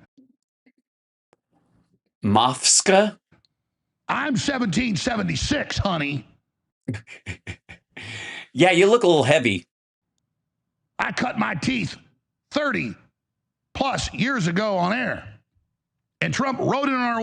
Sorry, you mean when you were on cable access and your show was effectively free to produce because the taxpayers, both federal and local, paid for there to be a cable system where people could do their own little shows and it didn't cost money pre-YouTube? So you built your show on the taxpayer? Wave and did some good, but now he is a different creature. So brace. No. He's always been this way. You don't, no. You don't get to fucking retroactively, change history that I've never even seen this asshole before. For whatever new hells come. That's what I said. We started getting off course 8 months ago. It's getting bad. It's getting off course. He's not off course, fuckwad. He's not. This is the course. It's like, if 12 o'clock's good. Yeah, I got the analogy. And he's up here, close to it. Now he's to 6 is the word. He is like, that's spinning fast, folks. Well, maybe if you wait long enough, it'll go right back up and he'll have a broken rocket moment. And the polls show it, 33%, his base exiting, Trump committing political suicide. Pam Bondi just did her hair, went to D.C. 2 days a week, did nothing, made money with the chief of staff off their consulting firm. Now they put a really bad man in. And what do you want to bet? He'll be the actual AG because the Democrats will prove him in 10 seconds. Trump. No, actually, I think part of the reason why he's putting him in is so that he can get Lee Zeldin in there faster because they'll approve somebody rather than have Todd Blanche overseeing it in the interim. But it's great Democratic talking points for the next couple of months. And if they can't come up with somebody, or Lee Zeldin doesn't want to have to go through and arguably Trump's going to have a harder time with Lee Zeldin. Once he gets wait till Lee Zeldin gets a look at the fucking evidence from the Epstein files. Made the deal, or he's lost his mind, or a combination of both. Nope. He's never been better, Alex. This is the Trump that all the maggots have been dreaming of. Here's the Fox News clip. We're going to call Sarah from this breaking news. Is America Reports. All right, let's get straight to the White House again. Peter Doocy is standing by. Peter, what are you One moment, please. I'm gonna need to like open up all these sound effects windows. The main frustration of President Trump's when it came to Pam Bondi, obviously making it very clear that the relationship was still intact, but he no longer wanted her to run the place. Sandra, I can tell you that I phoned President Trump to ask him, once these reports started coming out, that the Attorney General had been told that her time, it was nearing the end of her time at the Justice Department, and the President said so sad. He was preparing some remarks. We think that it is going to be the official announcement about the Attorney General Bondi leaving the Justice Department. I'm not okay with this. Leaving the administration. Actually, she is. They are going to find a different job for her. Yes, just not in government, which would include the administration. So President Trump thinks that she did a good job. President Trump still likes her.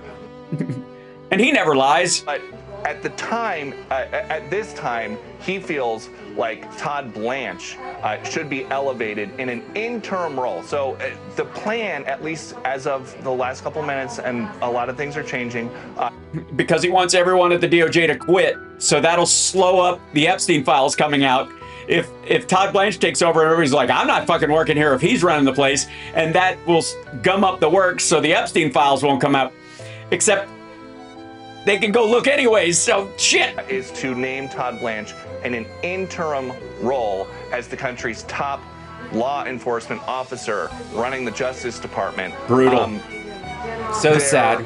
We are hearing a lot of different things about why this might happen. We think President Trump will elaborate on that more. But when you talk to people here at the White House, it is very important to them just to reiterate that there's not bad blood right now with... Not right now. Wait till she leaves the building. He's kind of a chicken shit. Bondi leaving. And it would be bad blood if she stayed. We know that she was... Any longer. In the front row at the president's remarks last night during his address to the nation. So the final car ride.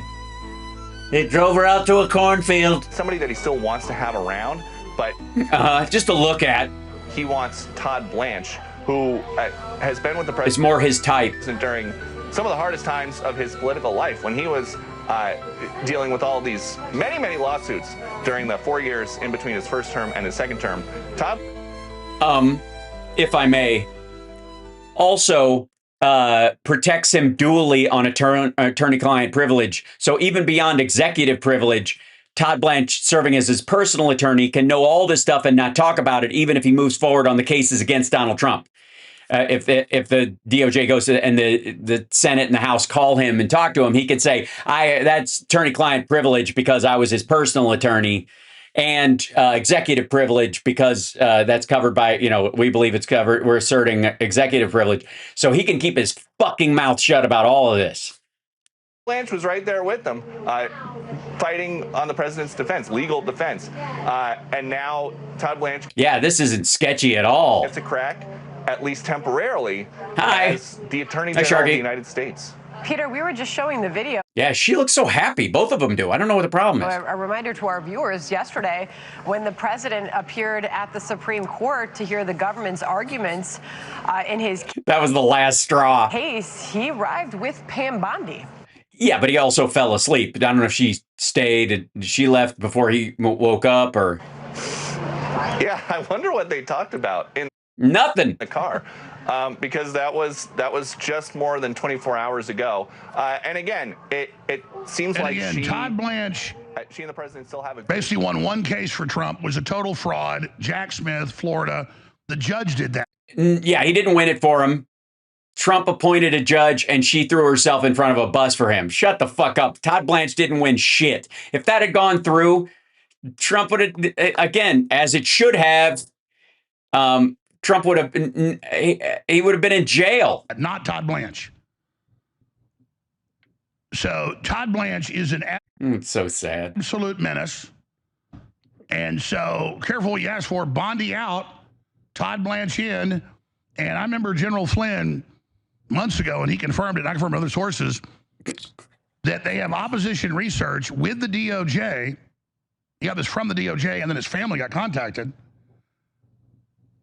going around trying to dig up dirt on his family and him, and he learned myself and others, including because I get from the other sources, Kyle Seraphin. So this is the little treat we get now, is basically the fourth administration of Barack Obama. You fucking wish. Yeah, that's it. Lay it on Obama. That's what it is. Obama, who did none of this shit. Biden, who did none of this shit. And it's their fault. Trump is doing exactly what everybody knew he was going to do. You weaselly, whiny little bitch, Alex. Hit that like, share the show. It's Hal Sparks Mega Worldwide, if I may. I have to keep signing in again on YouTube. It keeps kicking me out. What is going on? All right. This is, where's the other one? Yeah. And then there was I guess an issue with Bongholio that they like, because Bongholio is on Team Trump. Like, that's why they cut him loose to go do stuff. But apparently Dan Bongholio crashes out again after the latest Jan 6 pipe bomber, the Piper is down, pipe bomber news breaks. We're gonna have it. Tired of your devices spying on you? No, I kind of like it. I undress in front of my laptop. Technology. Boring. There's one simple sugar hack anyone can use to reset their blood sugar almost overnight. Yeah, don't use sugar. So well. They opened the file to Brian Cole Jr. That's what he called Tom Massey. He started shit-talking Tom Massey about it, and he said explicitly to Tom Massey, Massey has told me, and he's published it online, that Bongino was going to personally bankroll the defamation lawsuit by Shawnee Kirkhoff against reporters and anybody that was involved in sharing this story. Didn't they also threaten members of Massey's staff with indictment? That's correct. I think that he's probably shitting a brick, if I had to be real honest with you. I just think it's a credibility destroyer. I think he's cooked. And I don't... Sorry, but I think he means Bongholio is shitting a brick. Know how else you get around it. The crazy story, we talked about it. People should listen to the last hour and understand kind of the... No, I'm not. No interest. Thank you. The etymology of how this case evolved from January of 2021 into November of 2025, when it really came to a crux, or, kind of came to a head. November 4th, The Blaze published an article about Shawnee Kirkhoff using less than lethal force. On November the 6th, the FBI brings her in for a polygraph per the filings we're reading, and she fails it. We're not trying to attack Bongino, folks. No, not at all. I did not post. That's not me putting that picture up. Just for the record, I did not do that. That was somebody hacked Bongholio's phone, and that was in there. I'm kidding. They put it up. No, I'm just telling you, all these people. You've got to understand. No, I'm saying we've got to discuss. Because remember, I told you over a year ago, he called a similar thing to me, like hyperventilating, cussing at me for no reason. Well, no, I mean, obviously there's a reason. It's that he's Trump's lapdog, and he's afraid of sort of being on the receiving end of MAGA hate or Trumpism worse. So maybe it's that he saw what Trump would do, that, what he did in the Epstein files, but also what he would do to other people. And he's so afraid of that. And the fact that until Trump no longer has the ability to send assassins to kill him for national security reasons, Bongholio's got to toe the line as hard as he can. That's me giving him a lot of credit. And I'm like, how do you have that person in a national security job? By the way, Dan Bongino didn't pass a polygraph to work for the FBI. Yeah, but I mean, have you seen his show? He's a pathological bullshitter. This was reported very broadly by ProPublica. Well, my point was, I get mad about bullshit and side issues, not in a serious situation, which I shouldn't get mad. It's like a thing. With him, he's hyperventilating, angry. I couldn't believe he wouldn't listen. It was obviously his own deal. It had nothing to do with me. Here's a clip of him in 2016 screaming at a reporter that wrote a bad article about his congressional candidacy or whatever. Here it is. Which he lost 3 times. I mean, do you normally swear at people like this just when they ask you simple questions? Just so you know, I don't give you consent. Okay, let me repeat that so I can sue your ass when you do that. Okay, so you're threatening me again. I understand. You're still acting out. No, because you're an idiot. You don't understand the legal rules. All right, you have to ask someone to record them. You don't. But you're not smart enough because, again, you have an IQ issue. So Yes, for those of you that think Bongholio became an asshole, please, always been this way. Record that and publish it so I can sue you because I don't give you. No, I told you. No, I told you I was recording in writing.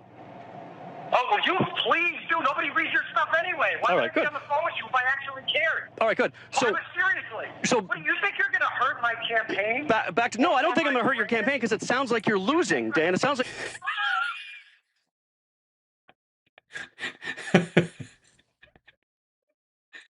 Let me point something out. Can I point something out real quick? This is not a clip that I found that I'm posting because Bongholio's a dickhead and he can't fucking read and he's stupid and self-involved and a macho prick and all that kind of stuff. And this is not. This is Alex Jones playing a clip of the former deputy director of the FBI, the only deputy director in history who needed fucking training wheels, needed them to hire somebody else to do the job for him while he was there because he's that goddamn stupid. The guy who will literally on his show put up an article where we can all see what the words say and then quote it and get it completely wrong, or play a clip where someone says something and verbatim fuck it up. That idiot.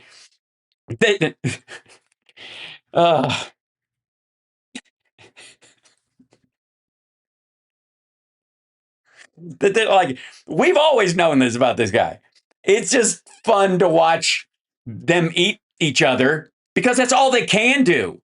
What do you think these people do? Build bridges, create community, help those who need help? No, it's like fucking hammerhead sharks. If any of these assholes get nicked on a piece of coral, everybody else eats them. You're hurting your own campaign. No, Mark, my life doesn't revolve around politics. That's why you've run for 3 offices in a row. Oh, damn. And it sounds like they do. I have an actual life and a job. I'm not a loser like you. Motherfucker. You shut your mouth. Hey, Dan, do me a favor. I'll handle the questions and you handle the answers. I'm not just hey, calm down. Oh, Dan. You really sound like you need some help. I think you need some help. Yourself. Okay. You hear me? Do you realize you sound like you need medication? You don't know why. And let me tell you. You sound like you need medication, Dan. Maybe you need some professional help? You have no idea. Shut the up. I think you need professional help. I think you need professional help. Yeah, the main the main problem this reporter has is that he sent a notification to Bongholio that he was going to record the conversation in writing, and Bongholio can't read. So he has him at a disadvantage. I don't know why I'm in Florida. I know you're in Florida running a race and that you're losing in it by your attitude because you're swearing and acting out. And I also know that you looked at in another district. Cut to Alex, too. We used to kiss this guy's ass. I mean, remember, what's nuts about this is not what an asshole Bongholio is. Of course he is. What's nuts is that 2 months ago, these dickheads were like, Bongholio's, he's a good guy. He's in there, we're like, well, I guess 5 months ago now, when he was still in the position. Like, these are good guys. You got Kash Patel, you got Bongholio in there. Both of them, I like these guys. I might disagree with them on stuff, but man, I couldn't believe what they said about Epstein killing himself, because normally they're such stand-up dudes. And now they're just like, remember how we used to just laugh at what an asshole this guy was? I knew you couldn't there either. So let's see, that's 3. Jesus Christ, it's so cringe. We're watching Alex's co-host cringe live. This is live cringing. I don't know. We don't get the chance to see this in the wild. When I tell everybody the real reason I'm down here, I'm going to expose your fucking ass even more. All right. Anyway, so... and I don't know what the crash out is in particular that he's talking about, because none of us have to give a shit about Bongholio crashing out. Now, the other question is that now that Pam Bondi's gone, the big whisper campaign going around is that Tulsi Gabbard is next. And apparently that would be bad news, according to Meg in this crowd, too. So we're going to needle drop this as well. The massive implications if Trump pushes DNI Tulsi Gabbard out of the administration over Iran. Now, I got news for you. I think he's pushing her out because she's a woman and she's not sufficiently loudmouth loyal around this stuff. She's you could argue that people who were against it for real and actively and vocally so are more loyal to him by just keeping their fucking mouths shut than the people who are always on board and are just singing his praises. But that doesn't work for Trump because all praise must be to him on high. The Tulsi news, I really hope. Now, it's the Guardian, Sorab. I don't know how great the Guardian sources are inside. They got the fucking Bondi story right, dipshit, and you cite them all the fucking time. By the administration and what the motive here might be. I believe Tulsi Gabbard wants to stay and that she doesn't think her neck is on the chopping block. But the report is... Okay. Donald Trump puts women in charge of parts of the government he wants to fail so that he can blame it on the fact that women were running it. And he does it even when they're in on it, which I would like Linda McMahon. He puts her in front of the Department of Education, in charge of the Department of Education, because he wants it to die. So he wanted her to kill it. But then they realize they don't have any control over the electoral system. They can't, put the thumb on state schools and local schools if they don't have a Department of Education. If it just goes away, no state has to listen to them. They don't even have a curriculum, much less a funding mechanism. And he can't get rid of it because it takes an act of Congress. And just like, anyways, so he puts a woman in charge if he wants the mission to fail. And in the case of Pam Bondi, he wanted to basically hamstring the DOJ so that they couldn't get the Epstein files. In the case of the DNI, he does not trust the intelligence community because they know what he's been up to. They know, they've seen the evidence. Susie Wiles is different. She's old. She's an assistant. He looks at her as an executive assistant. The chief of staff is a lower position than a cabinet secretary to him. That's a different situation. She does what she's told, even though arguably he does what he's told a lot of times with her. It's different. The cabinet secretaries and the people who are in charge of departments, that's a real role. That it is. I'm going to read what the Guardian has reported.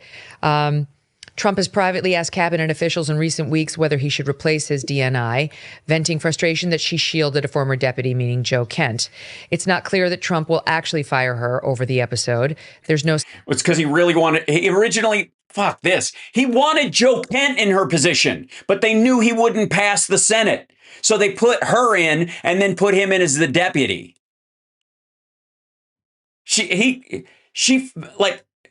He fucked up the Pez dispenser, and so he put her in there. And so the idea was that Joe Kent was supposed to tell her what to do. But they were both on the same page about the Iran war being stupid.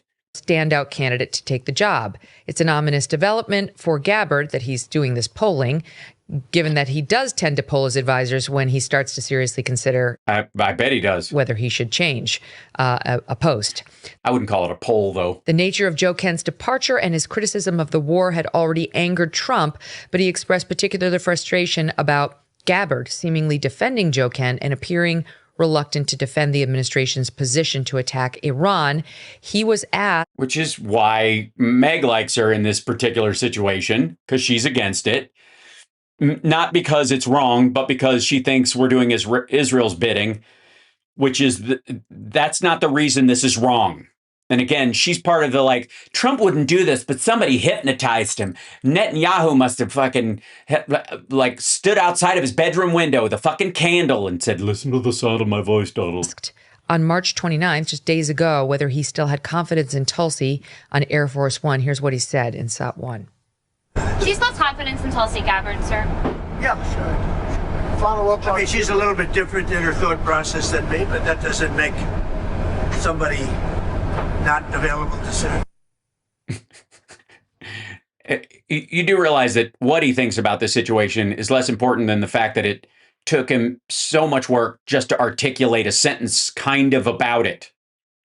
Where he had to fucking backdoor his way into that sentence. Okay, that was pretty tepid. Yeah, it doesn't make somebody unavailable to serve. That's just not a ringing endorsement. Yeah, but that's also because he can't get the words together. That's not because he was like, I'm going to, tap the brakes and not sound too vociferous in my praise. It's that he was like, how does sentence work? Where words go in beginning, word end, maybe stop in middle with also conjunctions? Yeah, I think here's what's happened is what my sources in the administration, including lots of people who've in the security apparatus or the Pentagon. Like there's really an apparatus right now. This is what they tell me is that the so-called restraint camp, people who are conservative but believe that the U.S. should leave forever wars, especially wars of regime change, and especially in the Middle East behind, the people who want to pivot away from that and focus on. You mean the vast majority of the electorate that voted for Trump, or at least believing his bullshit, either on and their representatives in government, because he gave those people positions in his cabinet to try and throw some red meat in the direction of those people, when in reality he was just showing, like, it was like a flex basically to show that he could force people who were against the shit that he wants to do to be on board out of loyalty. This is just like, again, Timu Kim Jong-un right now. Domestic development, or because they see China as the greater threat. Those people, of whom Tulsi was very much one, as everyone pointed out, like her 2020 campaign sold T-shirts that said no war with Iran. Those people won many of the staffing battle inside the administration, meaning they got these jobs up and down the Pentagon, the intelligence community, and so on. And then weren't able to do anything because they follow orders and he could tell them to do whatever the fuck he wants because he didn't put them there to listen to them. He put them there as proof positive that what he was going to do anyways works with those people. That if those people are for it, then the people who are against it will become for it because, oh shit, if Tulsi and Joe Ken are on board with this Iran attack, then they must know more than me. And they, because they would hate this. If they would hate another forever war, they don't want us involved in the Middle East. They don't want us being a puppet of Israel and all that. They've talked about that. So if they're on board with this, then it must be a real threat. That's how he uses these people. He's not. Look at the cabinet meetings. Is he listening to the notes that they're giving him on changes they think need to be made? No, he sits there. They praise him in a fucking drum circle, and then he goes off and does whatever the fuck he wants, anyways. But what's happened is that that's not who the people who ultimately made the really, really big policy call, which is to invade Iran. Mark Levin did. It's these outside. They call them. Fuck you, lady. Trump did. All right. Anyways, so you get the point. They're all like, he's going to fire. Once he fires Tulsi Gabbard, what Meg's going to say is he fired Tulsi Gabbard because Mark Levin made him. Now, hit the like, share the show. Venmo, it's a great way. Apparently I need to upgrade my Mac Mini. So if you want to help, the Venmo's a great way to do it, and super chats and et cetera, et cetera. I want to be able to do the morning show on the other setup, which I think is more guest friendly, but that computer is dragging ass. So, anyways, that said, hit the like, share the show, do all the free stuff. If you're worried about money, by the way, at all right now, and you're a Patreon subscriber or you're a Venmo person, look, that's how the show runs and that's how I'm here. But the purpose of this show is to lift some of your burden and inform you and use comedy to soften the blow and these kind of things. And making you more stressed out about anything is not my goal. So if you can't help or do any of those things, do not worry about it. I want to be abundantly clear about that, and just thank the people who do. So that's all. That's the point of appreciation. So, and again, I don't put anything behind a paywall, so I don't have any kind of secondary scheme to make money off of viewers. I don't. You guys know this. I don't go to members only in the third hour, and so I don't do any of that shit, and I'm not going to. The value is the message and the information. The value is whatever thoughts and opinions and philosophy stuff that I bring to you as well. That stuff, if it really is to have any meaning, it can't be behind a paywall. It's just dumb. So I know I am not making anywhere near what some of these other people make on their channels, but I just can't do it. I cannot. Winston, you stress me the fuck out, Hal. Well, you're the one, Winston, and you're the we have to have a scapegoat. We have to have one person that takes all the stress and everything. It's like, the crying Buddha. If you ever had a crying Buddha and you can just sit there and pet it and cry. Thank you for subscribing on Prime. If you have Amazon Prime, it doesn't cost you a dime. So you can subscribe on Twitch, and that's, something. Everybody has Amazon Prime right now, right? You can subscribe. Look, Hype Train. Look, it worked. The Hype Train thing worked. It's the first time it's worked. CSL, look, it's a miracle. Hype Train. Now we know when there is one. I don't have to keep like 9 windows open and make my computer fucking crash to see when it happens. Son of a bitch. Okay. Yay. So, anyways, that said, I'm not, this is my version of a commercial, and I'm terrible at it, so I'm not going to do it anymore. But there are questions, ladies and gentlemen. Welcome to the show. There are questions that everyone needs to ask. Some you need to keep to yourself. I've always heard that there are no stupid questions. They're only stupid the second time you ask. After you've heard the answer. But there is a question apparently that no one is answering. Apparently. The question no one is answering is right here. And this is Dave Smith and a permanently confused and demon-fucked Tucker Carlson, and whoever this guy is in the middle. I'm not familiar. But apparently this is the question no one is answering. And I'm going to guess it has something to do with who made Trump do this. This loss, and unfortunately I think we can say already, it's hard to imagine getting out of this without being diminished. Yeah, I mean, what is a victory here? Right. I mean, it's also a terrible situation where victory might be the worst case scenario. I mean, like victory, like if the whole goal is to topple the regime, you're like, okay. Yeah, it is. That is the goal. That was always the goal. But every other time we've toppled a regime in this neck of the woods, it's led to migrant crises and death and terrorism. You can't topple a regime in the Persian Gulf because the world's energy supply needs to move through it. You have to.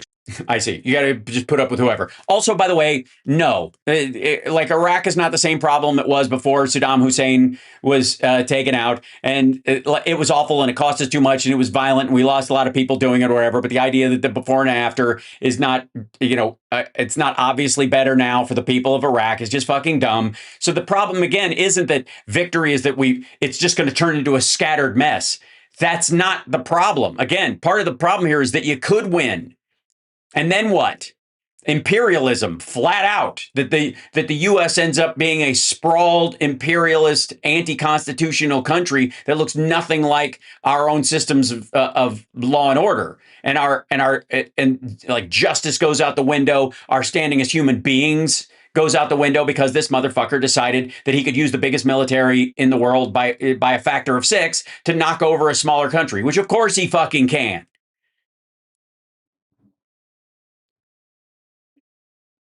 There's a lot. We're going to deal with the blowback on this for the next 2 decades. But let's see. What is the one question no one is answering? Extract it, refine it, make it into petrochem. Oh, and by the way, the only reason we shouldn't topple these things is because we need the oil. How about then why were you motherfuckers attacking solar and wind and all these other things where we could have extracted ourselves from the need for oil and the price would have gone down even for the rest of the world to the point where nobody relied on that oil. We were going in that direction during Obama. Again, nobody would even know who the fuck Elon Musk was if Obama hadn't helped out the electric car companies after 2008 as part of the salvaging of the big 3 auto companies. Nobody would know who Tesla was. It would have been a little like stunt project of some rich guy. And then Trump comes in, kicks us out of the Paris Accord, leaves the Paris Accord, starts talking in terms of Iraq and other places like keep the oil, runs in, stealing Sarah Palin's bullshit drill, baby, drill. You guys are beating your fucking chest. We could have been past this by now. Motherfucker, if Reagan hadn't taken down the solar panels that Carter put on the fucking White House, like a gentleman, like a decent human being who cares about the future of the air we breathe and the water we drink, The technology for solar panels would have reached the point it's at right now in 1990. The efficiency and the return on investment would have zeroed out 3 decades ago. And these guys shit all over anybody who ran for office or was in office and tried to move us towards renewables every fucking time. You think we would give a shit about, and again, Carter learned this lesson from the Middle East in the fucking 70s. That was a military choice as much as a political and environmental choice. To put solar panels on the top of the White House was to make the point, we're getting out of that area. We're not going to be, a subject of oil producing countries in the Middle East anymore. And our interest in that part of the world will only be in a situation where we would act as peacekeepers like we do in Africa sometimes, or in Kosovo and those kind of things, where a civil war or a violent war breaks out and we can help put an end to it. But that's it. We're not going to have our economy and the commuter in America tied to Middle Eastern oil anymore. Those solar panels were not just an environmental, vanity project, a virtue signal. They were a shot across the bow of the oil-producing countries in the Middle East. And Reagan did a deal with the Iranians to have them keep the hostages until he got in through his buddy George H.W. Bush, who was in the CIA and Carter fired him for all the shit he'd been up to. And these motherfuckers like, oh my God, the fucking CIA. You're like, who put the biggest leash on the CIA in the last 7 decades? Jimmy fucking Carter. And you guys spent the last 5 decades mocking him. If we'd have followed his lead, if Jimmy Carter had been, seriously, if Jimmy Carter had been reelected, none of this shit would be happening. Think about that. If the Carter administration, where he put in the solar panels and he was moving us to be energy independent on a renewable basis from that point going forward, he had another fucking 4 years. We wouldn't have had the stock market crash that Reagan had. We wouldn't have had like the gutting of public infrastructure that it came from his tax cuts. The technology of the time would have naturally progressed. Nobody invented I take it back. Nobody discovered a new element that made more efficient solar panels happen in the last 5 fucking decades. They either invented a new use or they synthesized something, which is something we have always had the ability to do. You just got to start working on the problem and as you on the project, and as you reach a problem, you solve it, and then you solve the next one. It's the NASAification of energy. And that's what Carter was headed towards. And Reagan shut it all down because George H.W. Bush was the former head of the CIA and a fucking Texas oil man. So consider this until these assholes want to apologize for all the shit they talked about Jimmy fucking Carter, they can kiss my ass. Do whatever you. Other than that, I have no opinion. Fertilizer, do whatever you want in the Persian Gulf, and then you have to get it out of the Persian Gulf. So that means you have to have a controlling authority. You have to have strong governments there, or else some rebel group, Houthis with drones, will shut the whole thing down. They already have those. And they're around there's a pipeline that comes out of Saudi Arabia that Saudi Arabia is using to get their shit out, and the Houthis could strike that as well. They just don't, because they rely on it just as much as anybody fucking else. The strait isn't shut down because the Iranians decided they just want to pressure their neighbors. They shut it down because they've been attacked. And the only reason it matters is because we have, there's an oil glut. There's too much oil anyways. The rest of the world is moving on from this shit. But we could have done it 3 fucking decades ago. You have to have. You can't have chaos in Iran. Yeah, they call it the Persian Gulf for a reason. Exactly. Even if you call it the Arabian Gulf, the other half is Persian. Yeah. It doesn't matter. Chaos in the Persian Gulf means no energy or fertilizer from the Persian Gulf, period. Right. And what do you think's going to happen if that shut down? What if there was a super volcano under the fucking Persian Gulf? What if there was, something along those lines and it made it impossible to traverse? Or it didn't, here's a good one, didn't even fucking exist in the first place. Everybody used pipelines out of there. There was no Persian Gulf in that regard. That whenever the oil was discovered in any of those countries, it had to go over land.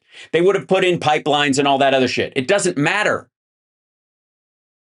You're either going to route around it or through it. It's cheaper and easier to put it on boats and get it the fuck out of there. Karg Island is a pump, it's a fucking gas pump. The oil comes through an undersea pipeline out there because the boats can't dock close to Iran because the water's too fucking shallow. It's effectively a man-made island in that regard. They made it exist because they needed it to exist. If it didn't exist, they would have done something the fuck else. The point isn't how the oil gets out of there as much as why the fuck we're using it at all. And we wouldn't be in this situation. We would not be attacking Iran or anything else in any of this part of the world any more than we give a fuck what's going on in the Philippines on the regular, if we didn't rely on the product that came out of there. And the rest of the world and those other countries wouldn't have the weight and ability to attack each other if we didn't rely on what was under their fucking feet. So the easiest path for anyone who gives a shit about humanity and our future as a country and the future of every living person on the fucking planet is to get out of the oil business and the gas and oil propulsion business as soon as fucking possible. It was job number 1 at the end of the Carter administration. And again, if he'd have carried on, we would have been where we are with solar panels, wind and geothermal within a decade. We were moving in that direction. And so these assholes complaining about where we are now as if like, what the fuck is going on? And if we can't get the oil out of there, the whole economy is going to be wrecked. I'm like, then you owe a lot of people an apology on my side of the aisle. Because I've been beating my chest about this my entire fucking life, as have most of the liberals I know, and certainly every Democrat. So you're going to piracy there. So the option to that is keeping an Iranian regime in place, and that means that Iran is more powerful than it was when the war started. Right. This is also obvious, unless you nuke them. No, you can conventionally, but that's not again, false choice. It's terrible enough that we have the capacity to continually bomb them ad nauseum for a very long time. Which is, I think, an option. And then you set off a chain reaction that, is World War 4.2. Jesus Christ. Grow the fuck up. The worst thing imaginable. So anyway, I think there's no way to see this as a win. I pray it is, but I don't see it. If it is a loss, maybe that is not all bad for the U.S.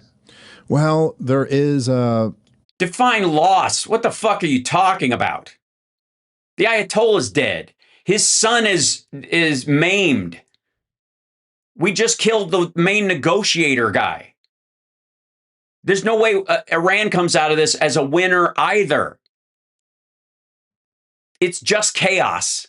We're not winning this, and they're not losing. That's not how this works. Everybody gets fucked by this whole stupid endeavor. I think sometimes things need to get really bad before they get better. Oh, shut the fuck up. This is like standard accelerationist stuff. Ladies and gentlemen, Susan Sarandon has transitioned. That things need to get bad so that people wake up even more.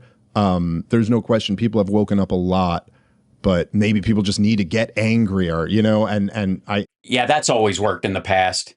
hey, maybe they just need to recognize that when people start telling them there's a lesser of two evils thing, or saying that Democrats want lunatics from insane asylums to come into the country and men to play in women's sports and all that kind of stuff, that the average voter shouldn't get mad. They should just go, that sounds like bullshit. I think that's overhyped, and it certainly doesn't make his economic plan any better. So I'm going to vote for her.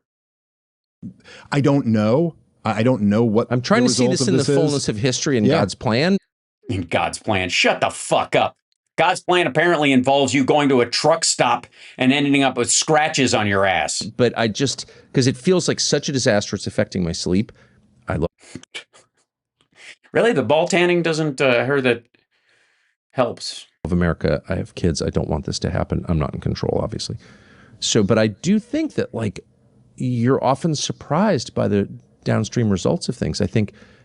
No, I'm not. You are, because you're an asshole. Dave is, because he's an asshole. The rest of us are not surprised. None of us are fucking surprised by any of this. We heard him speak during the campaign. We watched what he did last time. We've seen what kind of a human being he is. None of us are surprised by this. There's a difference between shock and surprise. You can be shocked by something because of the abruptness of it, but not surprised it happened. As a matter of fact, I would argue that certain amounts of shock, for example, in a jump scare in a horror movie, you know it's coming. You know it's coming, but you're still shocked when it actually happens. That's not surprise, though. That's different. As a matter of fact, it's the tension about expecting it that makes the shock harder. And that's where most of us live, where we were in the last administration of this dickhead, where we were white-knuckling our fucking government every goddamn day. But apparently you guys thought it was sweet. People who returned from Normandy would be shocked by the condition of the United States and Great Britain 80 years later. They are shocked. Whenever you see them interviewed, some 100-year-old guys like, we died for this? Yeah. No, it's and it's totally, I mean. Bullshit. Bullshit. Can you imagine what's been done to free speech as I say this on my own network on a free website that I'm allowed to post on, and I post on multiple sites at once, and I'm live streaming right now and nobody can fucking shut me down, and I've never been arrested for saying the most egregious horse shit? They would be shocked at the freedoms we've lost. Why? Because you have to show, because Real ID was made because one without your picture on it in the 1950s turned out to be the way that people like Ted Bundy skip town. None of them are surprised by this. What the fuck are you talking about? The ones you're talking to are the ones that like, gays can get married? Like, talk about just disgracing their sacrifice. You know, it's the greatest disgrace. Yeah. Our self-abasement is an insult to their sacrifice on our. Sorry. So World War II vets are upset by the fact that you fuck truckers and tell your wife you were attacked by a demon? We have. But I wonder if the opposite isn't also true, that maybe in your defeat, there are things that, I know this is true for me. Every time I've gotten sick or gotten fired, like. Yes, these are all parts of God's plan. It's pestilence and unemployment. I understand the world better and I become more joyful and stronger. Do you feel that?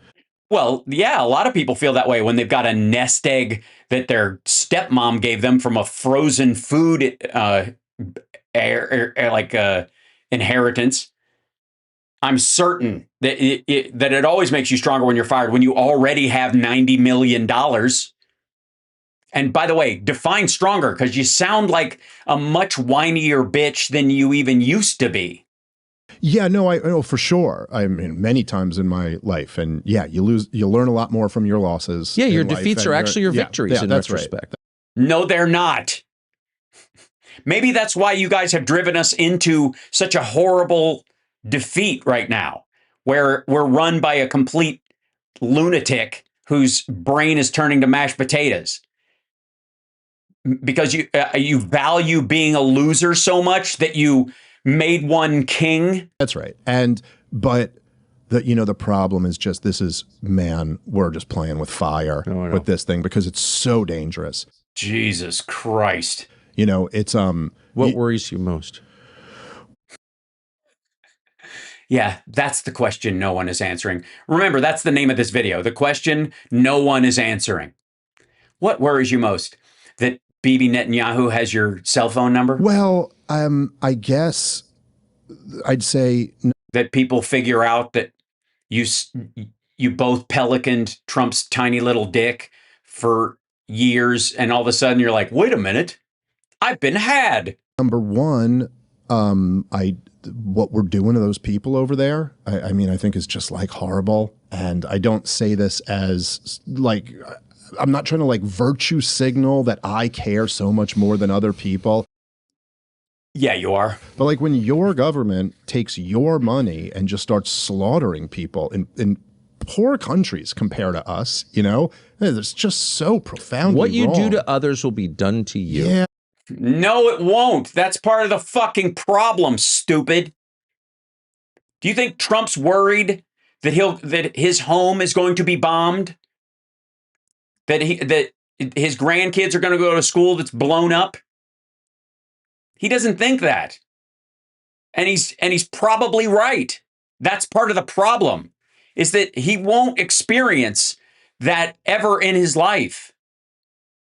Largely because assholes like you will run interference for him. He had a chance to finish out his life in a nice, comfy jail cell where when and if that had happened, the young girls in that girls' school would still be fucking alive. And you used the completely legal trial of him for fraud and retaining government documents after he left the White House and trying to enrich himself with it and all the corruption that he's done. You ran interference for him during all of that stuff. You're as responsible for this as he is in that regard. You were the delivery system. That's a physics principle. You can't get away from that. So that's just true. Well, imagine. It's not a physics problem. What are you talking about? Every reaction has an opposite and equal reaction. Yeah, on a billion-year time scale. Like there was a guy who was like a convicted pedophile, and he had molested a bunch. Oh, you mean like the guy you helped get elected? Of like Iraqi children or a bunch of Iranian children. And then you were like, well, I'm going to have him babysit my kids. He only does it over there. You know what I mean? Like he only, you're like, what? No, dude, he's hurt children. You can't. Right. That was one of the other warnings we were giving you about Trump. He was Jeffrey Epstein's fucking wingman. Let him anywhere near your children. Right. Okay, well, these same monsters in government are the ones who are ruling over me. No. Nope. No. Not monsters in government. No. Because other presidents managed not to do this shit. The guy you helped get elected is doing this right fucking now. And one of his big sales pitches is that every president for the last 47 years didn't do it. This specifically, don't get this, this drives me crazy, probably more than any aspect of this, is these dumb motherfuckers saying the minute it's Biden, it's Biden. If it's Obama, it's fucking Obama. It's Fauci. But if it's Donald Trump, it's the federal government. It's the government. It's these government people. It's somebody behind the scenes. It's these amorphous. It's other world leaders whispering in Trump's ears. It's him, and you helped him get elected. Maybe check your own fucking record and shut the fuck up. Maybe let the adults talk now. Maybe realize you have done enough damage and you have no skills to not cause more damage. You have no ability that won't make this worse. I don't care like whether you're sincere in your mea culpa that you're half-assed having right now. It doesn't matter. You're part of the problem. So sit this one out. In my family, in my country. Right.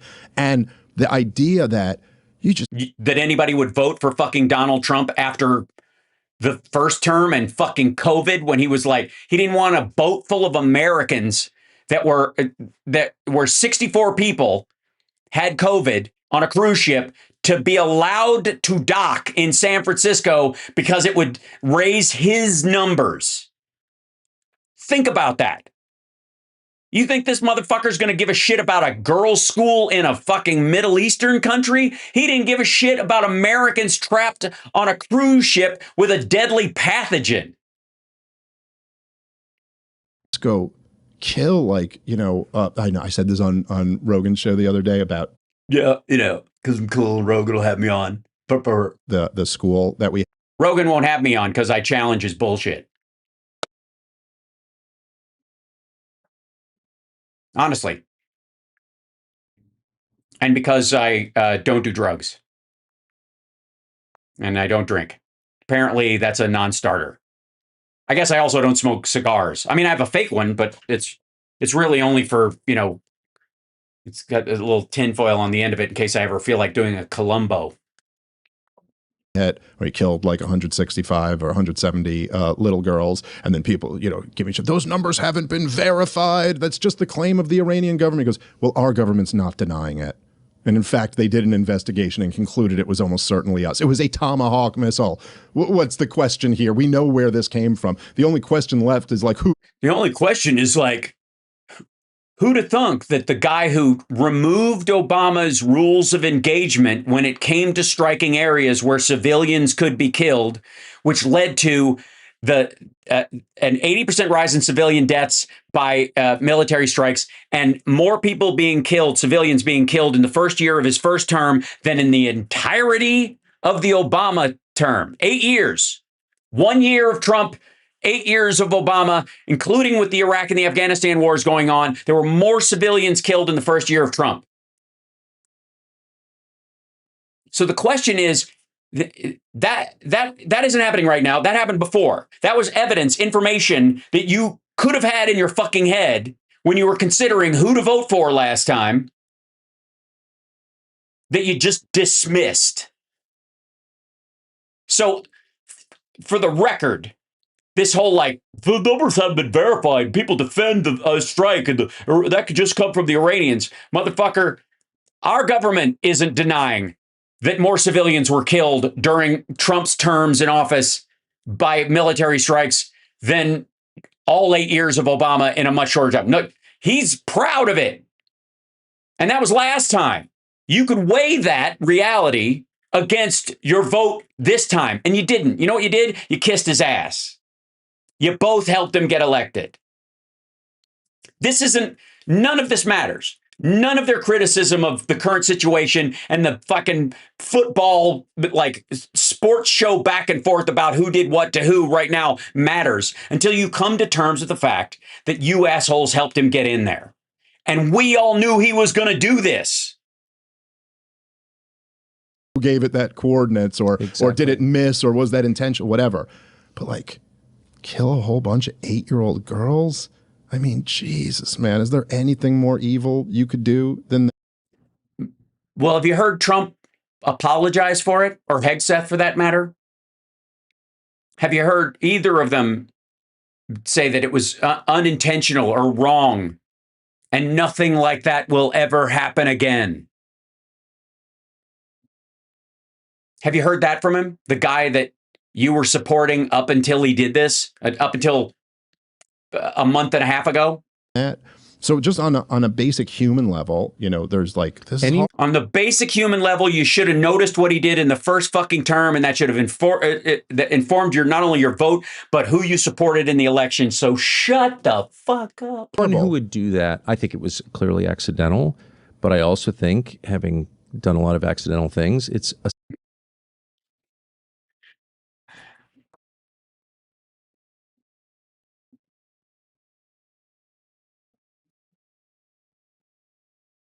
having done a lot of accidental things.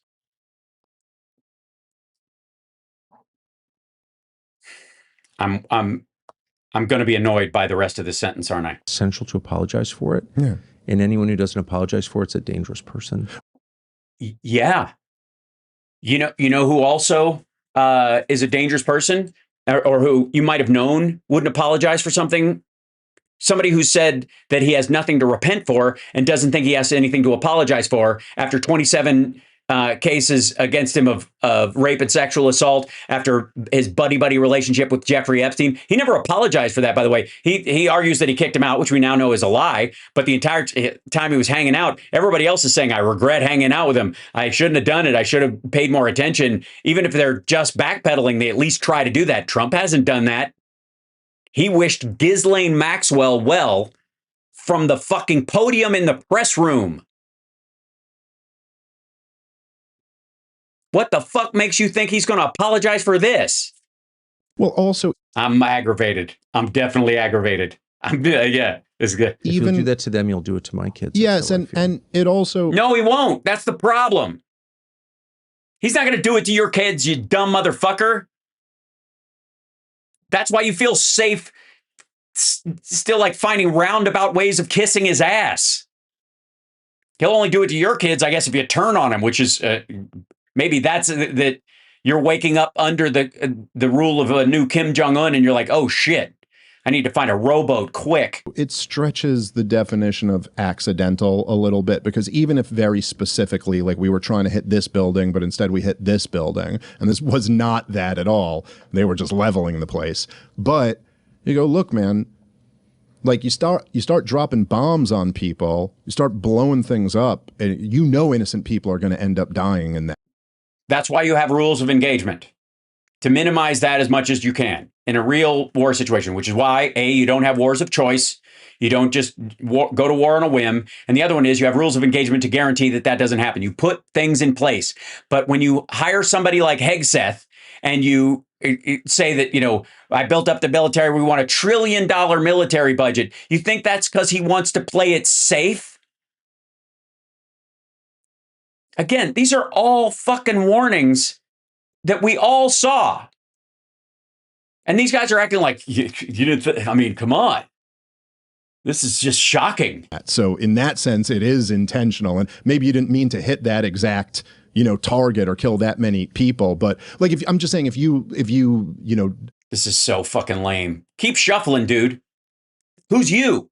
If Trump, through Hegseth, gave a direct order, he gave the go. It's on him. The rest of us don't want this. He's got a 30% approval rating right now. You and your responsibility is the only thing that fucking matters here, because the next dude that comes along who sells you a line of bullshit like Trump did will get in and do the exact same fucking thing. If you blew up a building, you know, that you suspected somebody else was in, but then it turned out that there were a bunch of little kids there, it's still a pretty profound crime. But then, of course... Yeah, now do all the Jan 6ers who think Timothy McVeigh's a hero. Now do Waco. On top of that, I really worry about getting trapped into a broader war, a wider war. There is not... I don't... Well, then maybe you shouldn't have promoted Trump.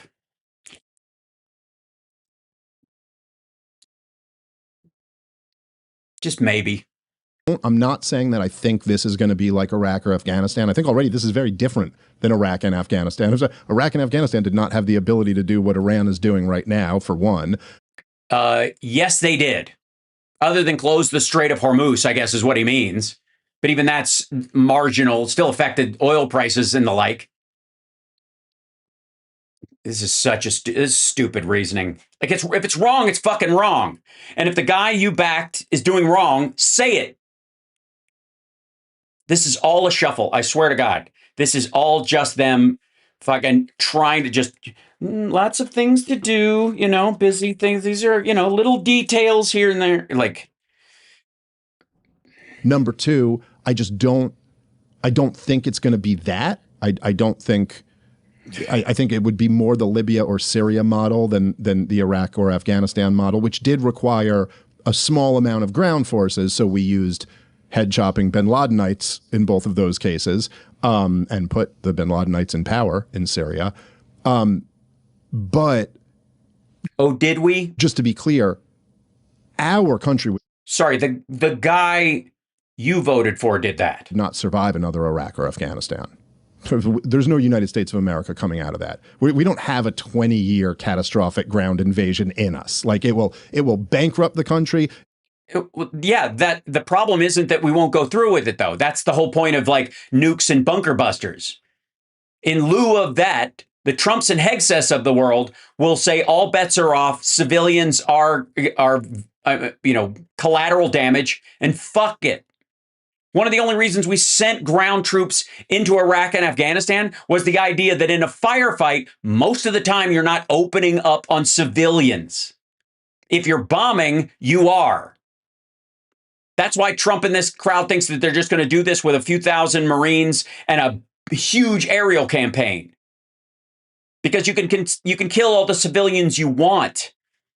It will destroy the culture, the country culturally. So that's a very scary thing. We don't have, this is just lame. Again, he's making it's an immaterial argument. These assholes are both just making excuses for Trump and putting an imaginary limit on what he could pull off that doesn't exist. Trump would absolutely use tactical nukes if he thought he could get away with it. And he probably thinks that. That's the only thing that would probably bring about the 25th Amendment right now. Honest to God. The only thing that if he tried to launch a tactical nuke in Iran, that's the only thing that would trigger the 25th Amendment. And probably Susie Wiles and a couple of others are the only ones keeping him from doing that. Is that anything, and to the point where they're like, anything short of nuking the place, knock yourself out. Troops on the ground are there, ironically enough, to mitigate civilian casualties, to fight only with people that are fighting with you.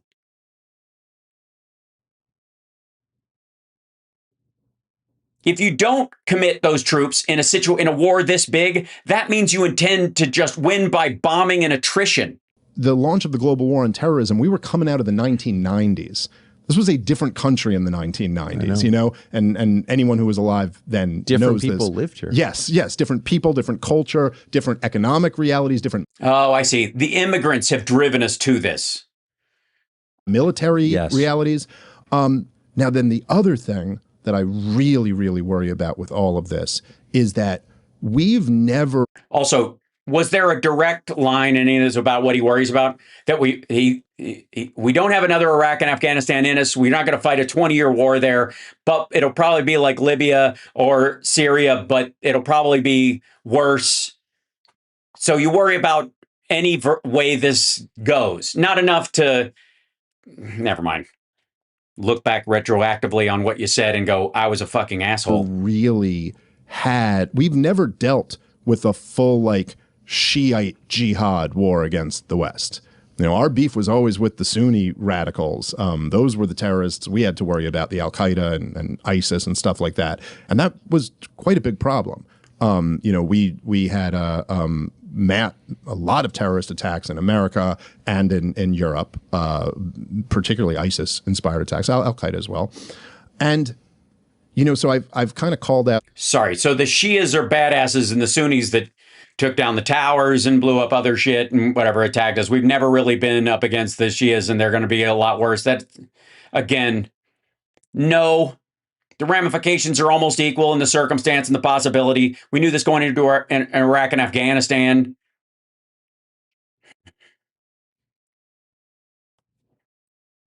And again, if blowback is the problem, maybe don't support the guy who, I don't know, I'm a fucking broken record at this point. Some of these people, I'll do it again here because they're like some of the biggest frauds in the country.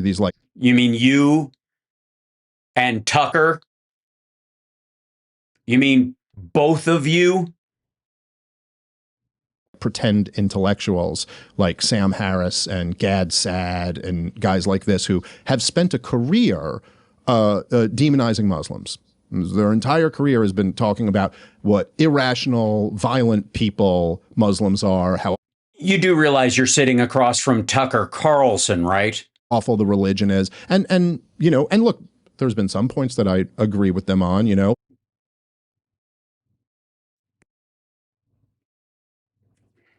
If someone, writes a cartoon about Muhammad, you don't have the right to kill them. Sorry. Right. You want to be in the West. These are our rules here. Exactly. We value free speech, and I can make a cartoon about whatever the hell I want to make a cartoon about. Okay, but if you spent your whole career arguing how violent and irrational the Muslims are, what does killing an Ayatollah mean? No, sorry. No. Just because he's their spiritual leader doesn't mean it's not a governmental organization. And I would argue it's less valuable than killing their children. Of course, he's got a target. Of course, he expects to be martyred. It's like, if you think killing a bunch of Americans is a thing, what do you think killing a president means? Like, that's not just a political figure. You murder an Ayatollah and his entire family, and we've already had a couple terrorist attacks over here that at least seem like there was the shooting in Austin, Texas, that came like the day after. Do not get me started on gun rights. Hi.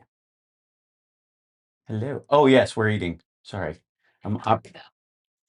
Oh yeah, I went long. Sorry. All right, I got to go feed my girl. Hold on. Sorry, chat room. I didn't realize that time got away from me. I'm sorry. Anyways, we got enough of that for a dose of that for a while. So I'm gonna let you go. Somebody's asking what my necklace is. Which one? This one or this one? This is the symbol. This is my symbol. I made this. It's it's sort of like the polymath's rune. It's called the Spark. I made it. It's in my logo. It's this guy right here. Whatever.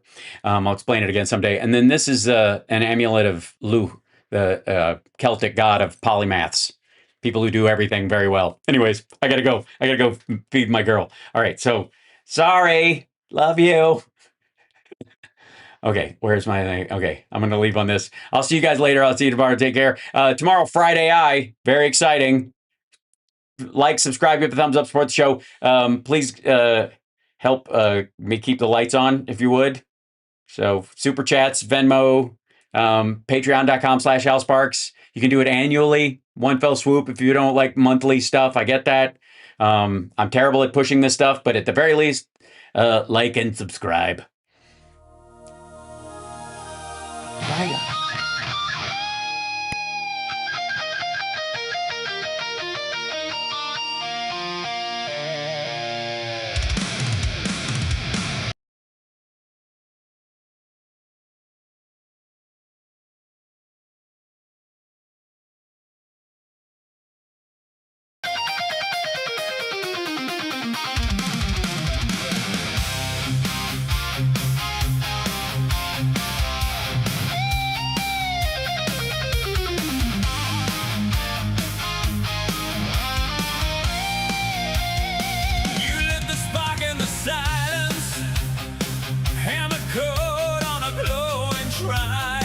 Fed me a hunger for power, taught me to sharpen my mind. Keep an eye out for the end times.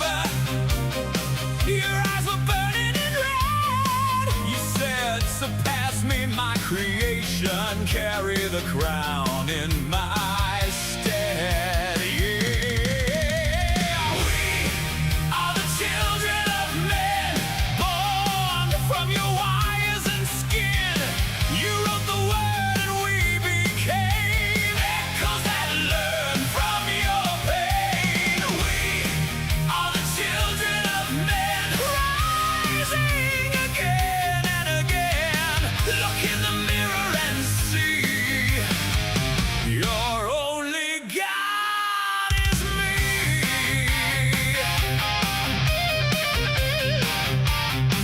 You pray to screens for an answer, kiss the code of a plastic face, trading your faith for convenience, bleeding your soul into space.